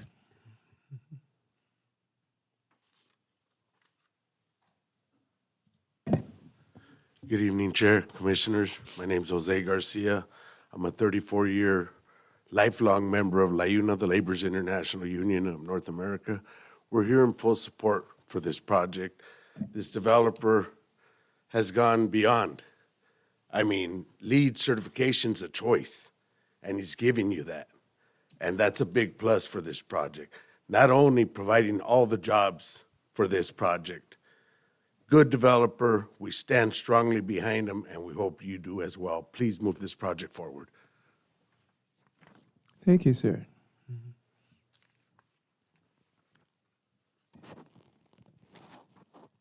Jose Pina, Oh, okay. Raymond Camargo, and Omar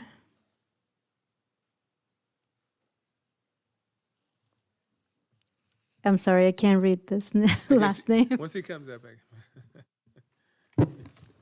Hi, good evening. My name is Jose Pina, and I'm here representing Californians Allied for a Responsible Economy, or CARE California. We're speaking here tonight to show our support for this project and asking for your approval. The project is going to bring positive development to this city. The applicant has assured the Paris community will benefit from this development and this project by bringing well-paying jobs to the community. Assuring that the build-out of this project will benefit is an example of a developer truly showing themselves as a model for sound development plans. We support the many benefits this project will bring and ask you for your approval. Thank you. Thank you, sir.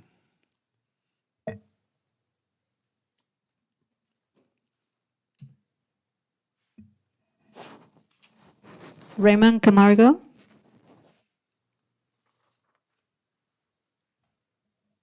Good evening, Council. My name is Raymond Camargo. I'm here representing United Association, Local 364, plumbers, pipe fitters, and refrigeration technicians. We're here in support of this project, and we're asking for a vote of yes from all of you tonight. And a vote yes isn't just in support of us, but for the entire community of Paris as well. This is a great project, and this is an outstanding type of applicant that I'd like to see more of in this area. A project like this is going to allow many of the hardworking men and women here to advance their careers and bring home a good wage that is going to be redistributed into this economy And I would just like to say thank you for your attention to detail and doing all your hard work here tonight. Thank you again for supporting us. Thank you, sir.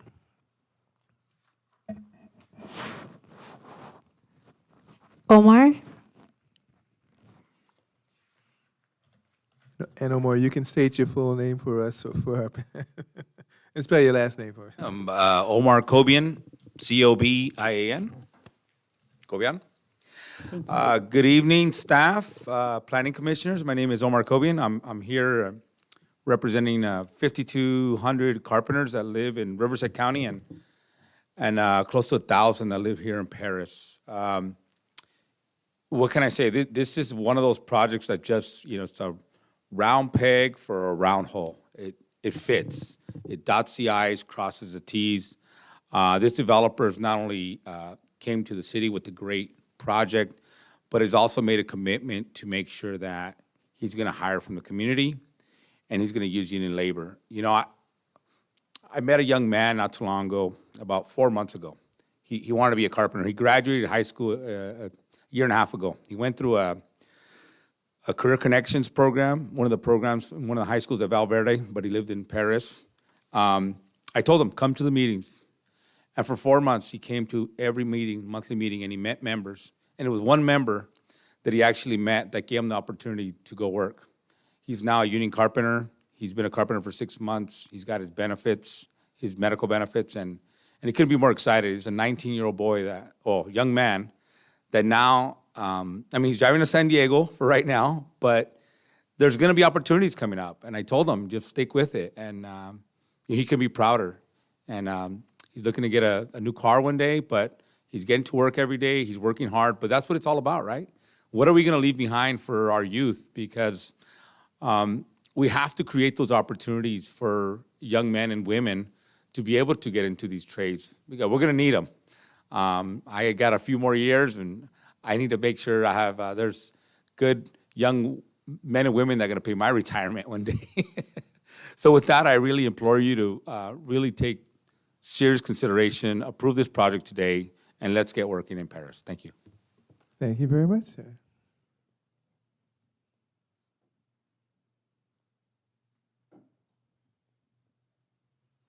Oh, that was this one last. Anyone else like to speak on behalf, as public comment on this item? Speak now, forever hold your peace. Okay. At this time, we offer the applicant a response if he would like one. Just a quick response. I just want to thank you for kind of your sentiment of collaboration. I'd love to meet with you and talk more about how we can collaborate with the communities in Paris. So that's it. I just want to acknowledge her and hopefully meet with her in the future. Okay, thank you very much. No more comments? Well, I'd like to give the architect the opportunity to go through the color palette and material.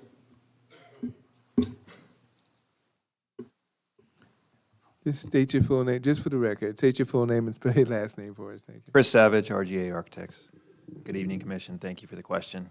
And thank you for noticing, we developed a unique and slightly different color palette for this project compared to some of the previous work that we've done here in City of Paris before. I, like you, have noticed that there are a lot of white buildings in this city. And the color palette developed for this project brings a little bit more warmth, a little bit more tone to this particular project, and it's a good fit for the unique architectural solution that we devised for this with the angled panels, and then specifically the textured tile is something that speaks to a little bit more of the heritage of some of the classic materials you might see, like in adobe type construction, terracotta, saltillo tile, that sort of solution. So it's something that can be applied at a larger scale, that's scale appropriate for a project like this, but speaks to the color and material and texture that might look familiar on some of those more classic styles of architecture that you might see. Thank you, sir. That's our in-house architect sitting here. So. Okay, we close the public comment portion unless anyone else has any comment. Okay, with that, we come to the commission for a discussion, analysis, argument, no. I was really concerned about the screening on the along the train track route on Case Road, but I do thank the applicant for being willing to work with staff and trying to come up with a solution on landscaping along that line.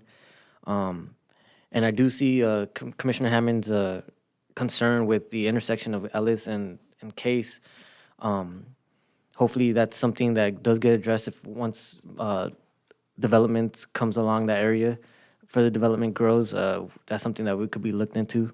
And I do like the inclusion of the traffic light for the two projects are adjacent to each other across the street. I have no issues with this one.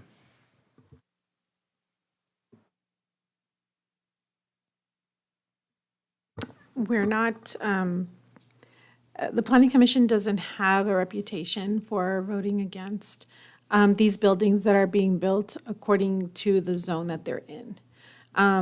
As being here for 3 years now, we don't do it because, well, at the same time, right, there's other issues to focus on. However, I've recently been through the Labor Union Council Academy since I was running for office, and they taught me a lot that I didn't know.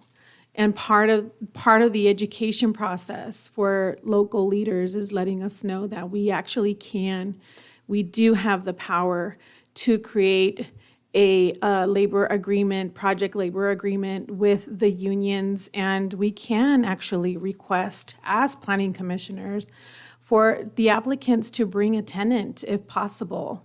And to make that part of the future requirements, because we can't, if the decision stays with us, we can't negotiate to make sure that a certain percentage of our residents are employed with livable wages. It's impressive to see, and I'm very proud of the carpenters here today who are representing their labor union that does actually provide good paying jobs with benefits, with actual future retirement opportunities. And I've been to the facility and it's beautiful. And I'm very proud to see of the work that they've done and how they uplift the youth as well for future jobs. And they can see themselves having a home, a family because they work there. And that gives them the hope to continue to be a part of that union. But I would also like to see that for the future workers of these buildings. It is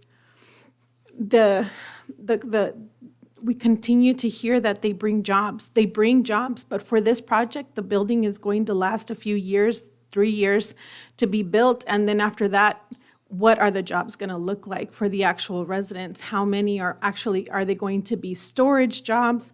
Are they going to be limited because a lot of it is automated nowadays for a storage facility, or is it actually going to bring, jobs, union jobs to the residents of the city of Perris so they can afford the homes that are overpriced, or not overpriced, but at the same time, the value of the homes are going up here in this state, especially in this region.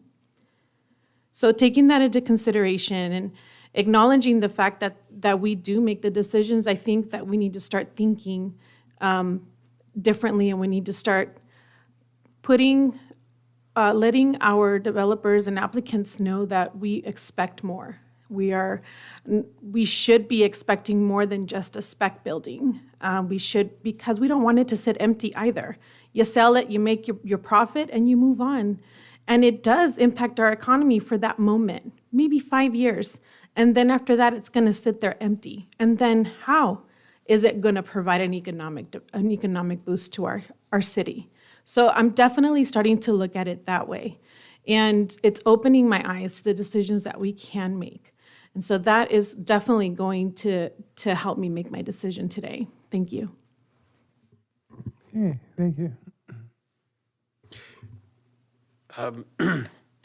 I hope the applicant will perhaps achieve her silver qualification and actually get your plaque. I think you're just intending to get the certifiable level, not going through the actual process.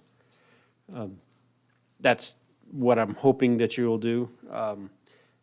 And I do have a concern, especially with the intersection at the railroad pass, especially with the route that the warehouses along Redlands and Ellis Ave have access to, is going down the Case Roads too. So that's going to be a big cluster issue right there, especially with the amount of trucks that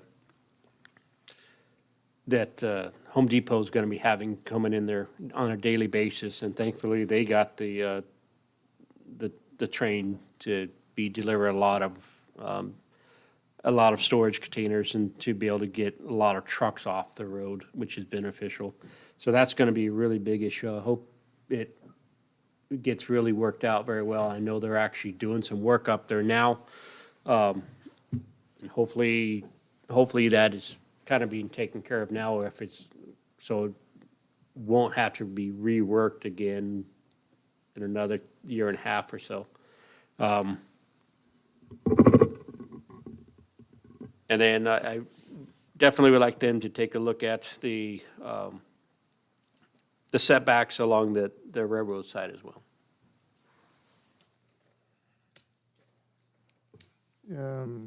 Changing the parking lot, moving it in? Or? Oh, okay.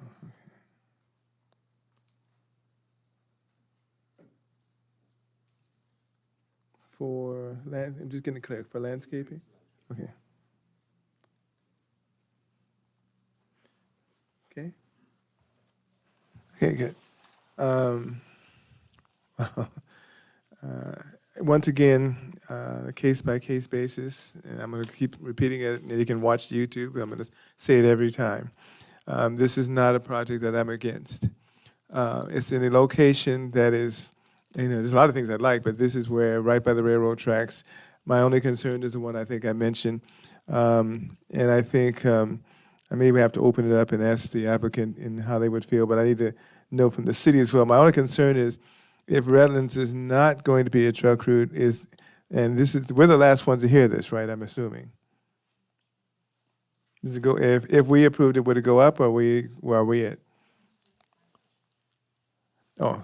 The final decision is Planning Commission. Oh, so that's why I'm being more specific. Ellis Avenue obviously is, and you gave me all the reasons prior, but it wouldn't be open. It'd be great if they could, but to go right by Metrolink. But since you're going to Case Road, I'm trying to figure out, and I have to see from my fellow commissioners, I'm trying to see how I would word this. If there was a consideration to go up Redlands, and that, I don't know if that's a council decision in terms of truck routes and things like that, how would we, and I'm going to go to my attorney, how would we word that if we just wanted that as a consideration without making it a condition? How would we do that? So, in other words, it's fine for the Case Road, but we don't know how that's going to look. But if they also went up Redlands, and since you have Home Depot, and another is probably going to be next to this one eventually, is that something as a consideration? Because it would add to the truck routes for the city, and that is a city council consideration. So I'm trying to get the cities, before I even go to developers, cities' input on that one, because now let's face it, they're going to go up Redlands Avenue. We're parish residents. They're going to drive and turn right and go up Redlands. It would add to it. Yeah, so let me know before I start getting into, I could start with this. So one aspect was with the traffic study, it assumed all the truck traffic to take Case Road. I know.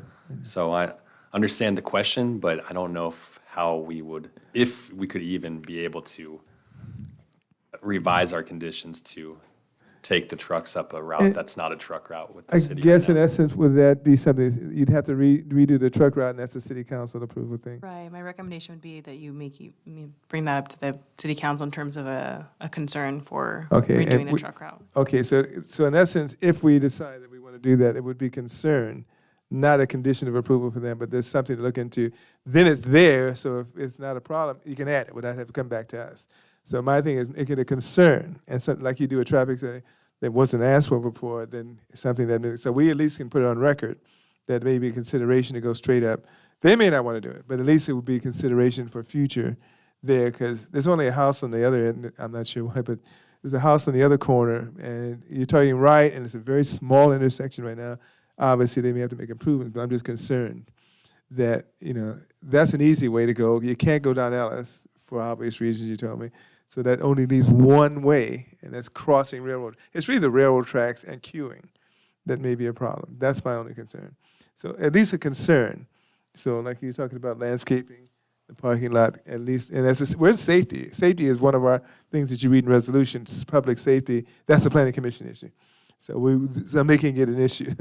Is it something that's safe, and is that a possibility? Okay. So with this in mind, we had the condition for the pork chop. Yeah. Would we want to kind of I would leave that. leave I would that leave in? that, and then it's a concern. And it's just really just like a stated concern without making the condition, because we don't want to tie them into that. But it's a concern. If that's possible, because it's a truck route would be added, and it has to go to council. Okay. So we don't have any authority to do that. But in terms of safety and getting out of there and not having queuing at that intersection, because I go that way a lot. We're not talking small trucks at Amazon. We're talking the big ones. Would have to turn left, assuming the signalizing is going to be correct. If you ever get off that freeway to 215 and go turn right or left on Barrett, you can't get behind that truck because they take a left turn. There's nothing you can do. Same thing. I just don't want them standing on the railroad tracks, and that's a consideration. Okay. Yeah, I think that's one of the reasons why it's important to know if there's a tenant, because then we can speak to the tenant in regards to that. Just wanted to add that. Okay. I think that was it for me. And there's some other things that were asked for, but I think that was the only concern of mine, and that's part of it's beyond the level I don't want to hold them to a COA. And we can't do truck routes. That's a city council, and that's a whole different amendment. I don't want to even start that one. Okay. Anything else? Okay. I will read it, and then we will talk about. Oh, my writing is terrible.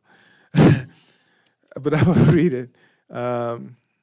Development Plan Review 22-00018, and thank you for your patience too. 22-00018, a proposal to construct a 643,419 square foot industrial warehouse building on 2 parcels totaling 33.51 acres, located south on Ellis Avenue, north of Case Road, between Getz Road and the I-215 freeway in the light industrial zone.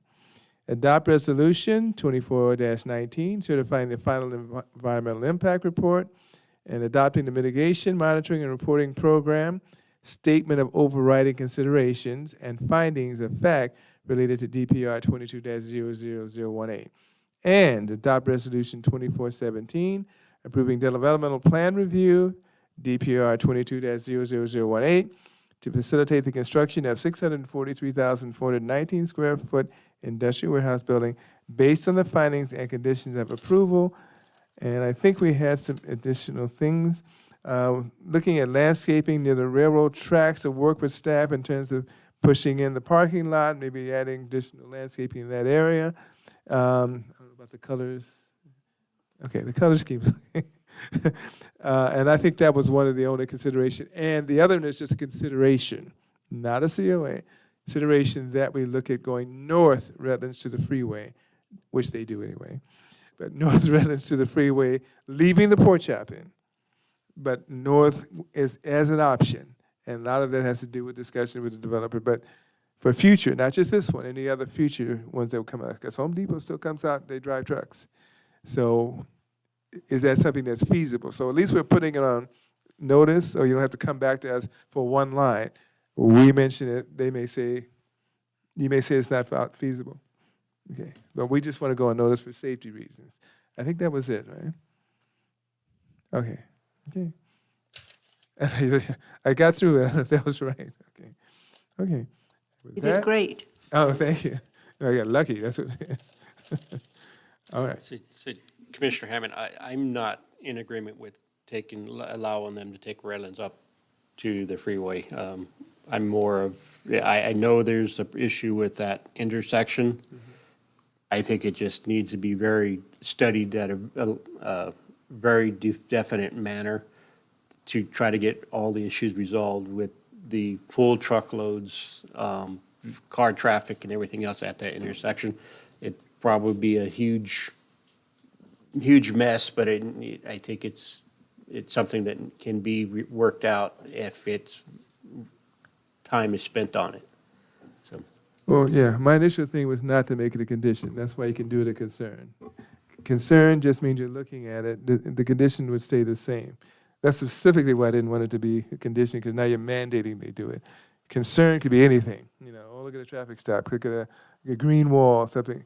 So that's why I was hoping, just as a concern. They may throw it out. Okay. But maybe if it's a temporary issue that they can temporary travel up through Redlands until the Well, the solution- main reason was concerned because you can't make it a truck route as a planning commission. So if we're just saying, if that's something, at least it's on record. Mhm. So they may agree to that. And they may not agree to it. Throw it out. But we know that they're going to have Case Road because that's in there. So that was my main thing. Just as not a condition, it's just not even temporary. It's a concern. Okay. Okay. Is that okay? Okay, you got that? Okay. We don't want to put pressure on you. 'Cause this is going to come to me. So, all right. We got that? Okay. Where was I? Oh, we need a motion. My gosh. I get lost there. Oh, okay. It's moved by Commissioner Lopez. Thank you. Yes, motion to approve. Thank you.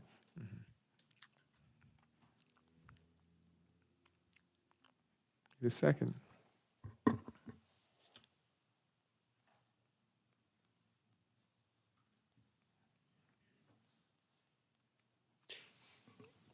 Commissioner Chairman, Hammond, the for only reason I'm- clarification, who made the motion? Lopez? Commissioner Lopez made the motion. Mhm. Commissioner Hammond, the only reason I'm not seconding is just because of the concern with going up Redlands. Well, it's not part of it. Mhm. Well, we can eliminate going up Redlands. It doesn't matter to me. You can take it out if you want. I don't, just something to I discuss. think for this project's sake, it's strictly Case Road. That's all we Okay. could go off of. Maybe a right. bigger picture item that we could Later on down discuss the that's line. not tied to this project. That could be considered. Yeah, I'm not living or dying on it. That's fine. Just get rid of it. All right. Mhm. That's why I kept it separate. Okay, it's been, wait, oh. It's seconded by Vice Chairman Shively. That was fast. I didn't know he pushed the button. Okay. Gee, Of it. Sylvia's quick. Okay.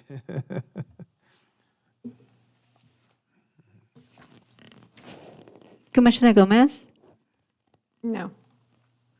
Commissioner Lopez, Yes. Vice Chair Shively, Yes. Chair Hammond. What's that? Shh. Yes. Okay. With 3 yes and 1 no, this motion is approved.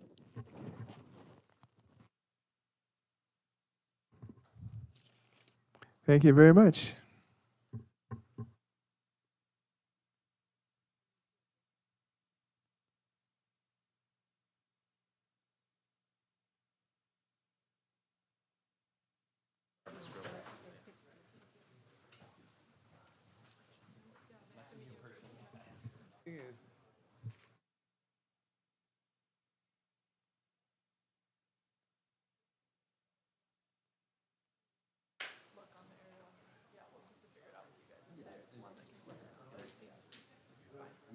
Oh, we got a quick recess. I'm sorry.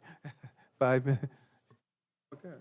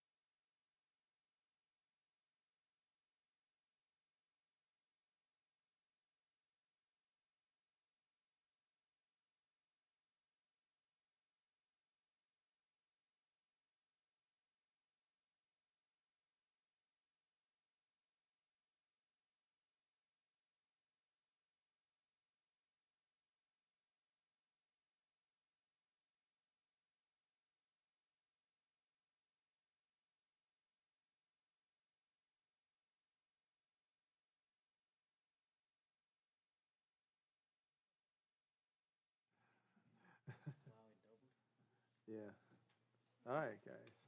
We're almost there. We're reconvening the Planning Commission. City of Paris at 8:15 p.m. November 6th. Wow, November 6th, 2024. And we're at public comments. Anyone who wishes to address the Planning Commission regarding items, not on the agenda may do so at this time. And you're welcome to walk up to the podium and wait for the chairperson to recognize you. So it's time for public comment. If anyone has a public comment, welcome at this time.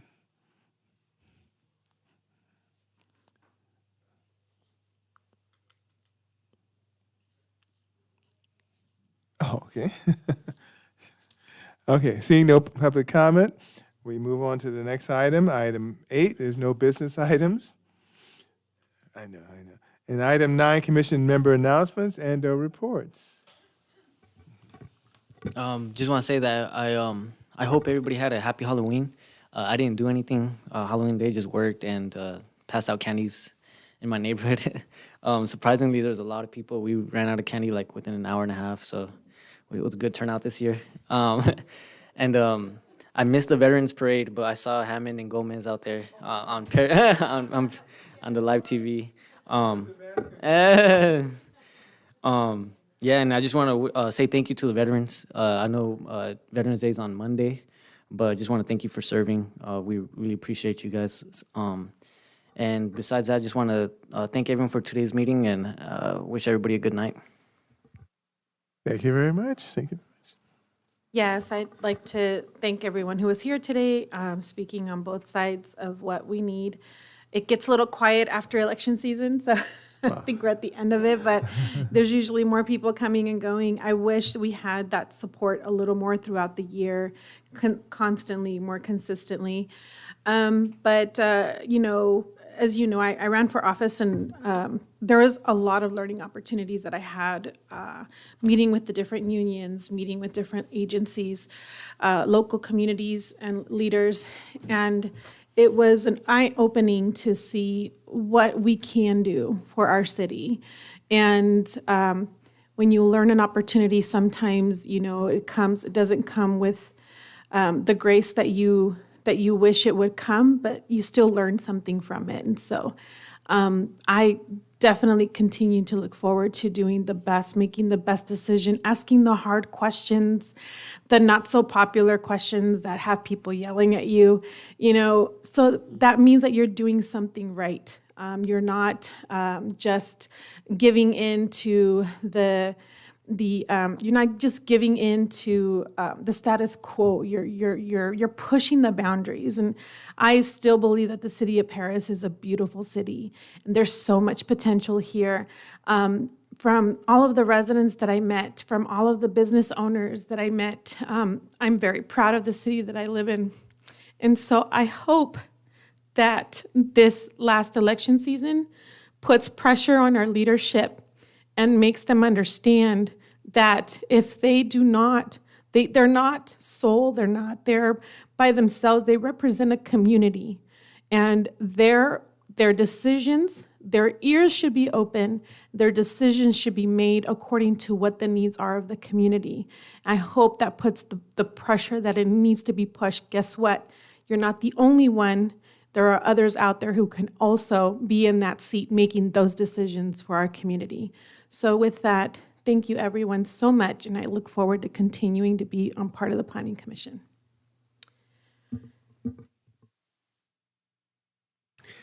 I wish everybody had a great time at the Veterans Day Parade. I'm sorry I missed it. So I always enjoy walking the parades and stuff. I just was selfish and did my own thing. So, but it's my vacation time. But so once, but I hope everybody enjoyed it, and I look forward to the Christmas parade in another month or so. So I will be attending that one. Yeah, you registered already? Man, look at this. She jumped the gun on me. Good. Thank you, Sylvia. I won't keep it real brief. I think I was honored to be at the Veterans Parade, and it was not a bad day. It was a nice day. I could say we hopefully in the future we can really put a little more advertisement out so we get more people, because we need to honor our veterans and really respect our veterans, what they did, a sacrifice I didn't do. I missed the Vietnam War, thank goodness, by 1 year. But I'm not saying that's a good thing. I did not have the opportunity. And so, but I appreciate this is a veteran city. Very respected of veterans. We have signs over. Anyone says it is and doesn't know this city. So they have been for years respecting that.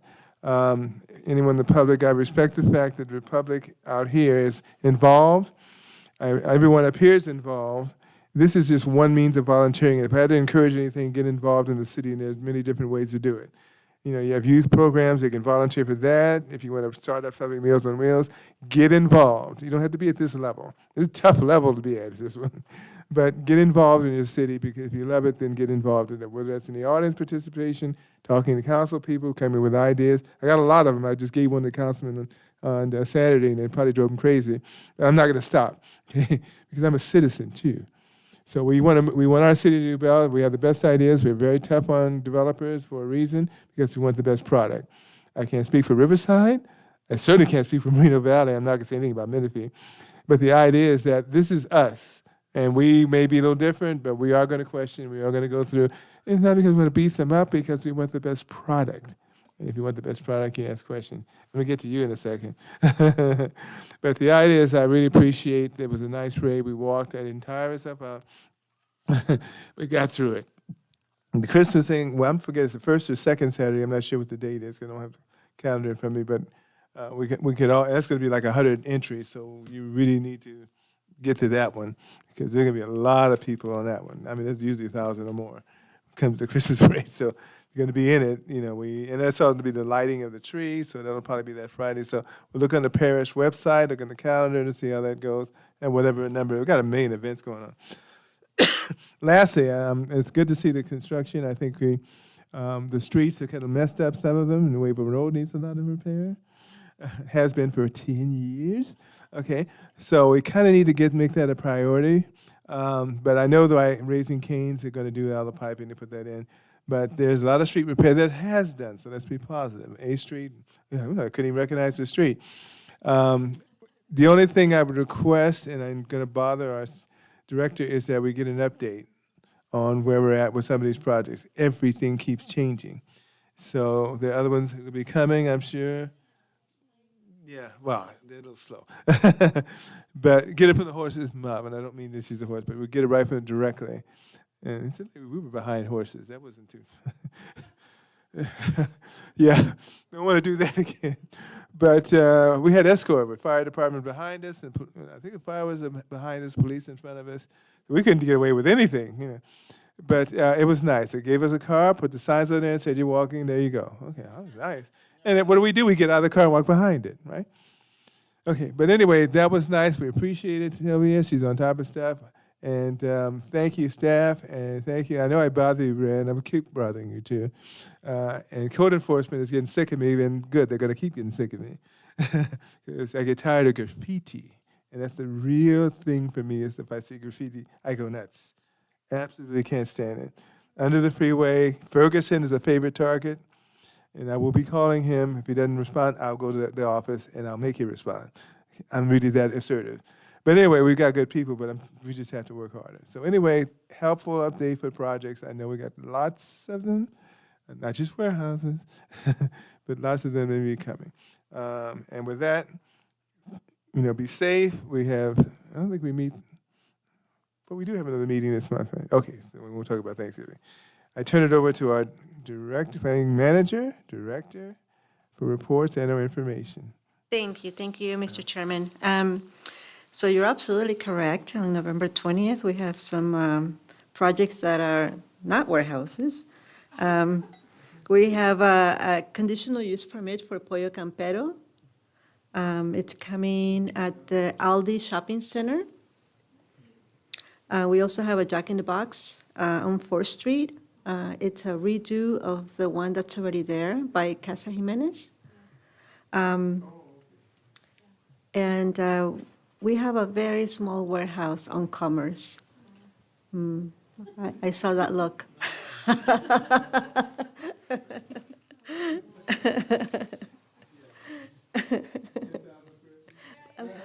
I think it's like 60,000 or 7, it's a very small one.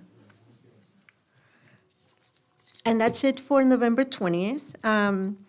An event that I'd like to announce is Thomas the Train is back in Paris. That was one of my favorite events when my son was little. November 9th, 10th, and 11th from 8 to 5 at the California Railway Museum. So more than welcome to attend. And I do want to make a sad announcement. Our wonderful Assistant City Attorney is leaving Alshar and Winder and has accepted another position and will no longer be providing services to the city of Paris. I want to say that Yesenia has been nothing but professional and wonderful to work with. We all will miss her very much. I don't know that we can find somebody that can replace you, Yesenia. But we wish you only the best. I know you're going to do great things, and wherever you go, they're going to love you. Thank you. Thank you so much. Yes. Yes, wasn't expecting that today, so we're going to let you have the last say. Planning commissioners, you guys have been wonderful to work with. I really appreciate all of you. Even me? I can't believe she said that. We can't, I mean, we would be here a long time if we say how much we appreciated you and your attitude, your spirit, and putting up with me. Okay, let's be honest. Okay. But I appreciate it and being there, and just sorry we didn't have enough time to really do something for you, but wherever you go, you're going to be an asset wherever you go, and a very positive asset. And even your boss was an asset when you're here, but don't tell him that. But we can't say how much. I mean, this is a wonderful place to be with. I don't work with them, but we've been working with city staff as a commissioner for years, and I'm telling you, there's just no equal. You know, there's really nice people. They're really great people to work with, including you, Brad. Yeah. But they're really great, really great people to work with. I only say that because we really appreciate the staff, and we really appreciate you. We can't really say goodbye, but keep in touch. How about that? Keep in touch with us. I know you keep in touch with staff, and we will miss you. And now I can take the free Mercedes. No. No, nobody to watch us now. Okay. Strike that one. Okay. But anyway, thank you very much. I mean, you know, hopefully staff will do something real nice for you and on our behalf. And, you know, we're just saying goodbye, but we're saying goodbye because we can't see you. But again, just drop by if you're in the area. Just drop by and go, oh, boy, now they're nuts. Run amok, yeah. But no, we really appreciate you, and you'll do fine wherever you're at. Anybody else? I think that speaks it all. Okay. We have a meeting on the 20th, and I think after that is holidays. And then what date was I have a calendar for the Christmas holiday parade? Was that this? I should just look at the calendar. I don't know. December 14th. 14th. Wow, that far in? Wow. It's just around the corner. Yeah. Usually the first week or so. Okay. December 14th. Okay. Yeah, trust me, there's gonna be a lot of people there. So you know, we're gonna be walking. You're gonna be maybe number 55. So you never know. Hopefully, we'll be behind the city council. So, and with that, you know, we got through yesterday. I'm not gonna go into anything about that stuff. But we got through it. Here we are today, and enjoy the rest of the week. It's cold. It was windy. It's fall. And thank you to that staff. She's standing there and waving at there. And I think we had a substitute interpreter there. Yeah. And with that, we adjourn. And at this meeting, I should do like the mayor, at 8:30 p.m. Thank you.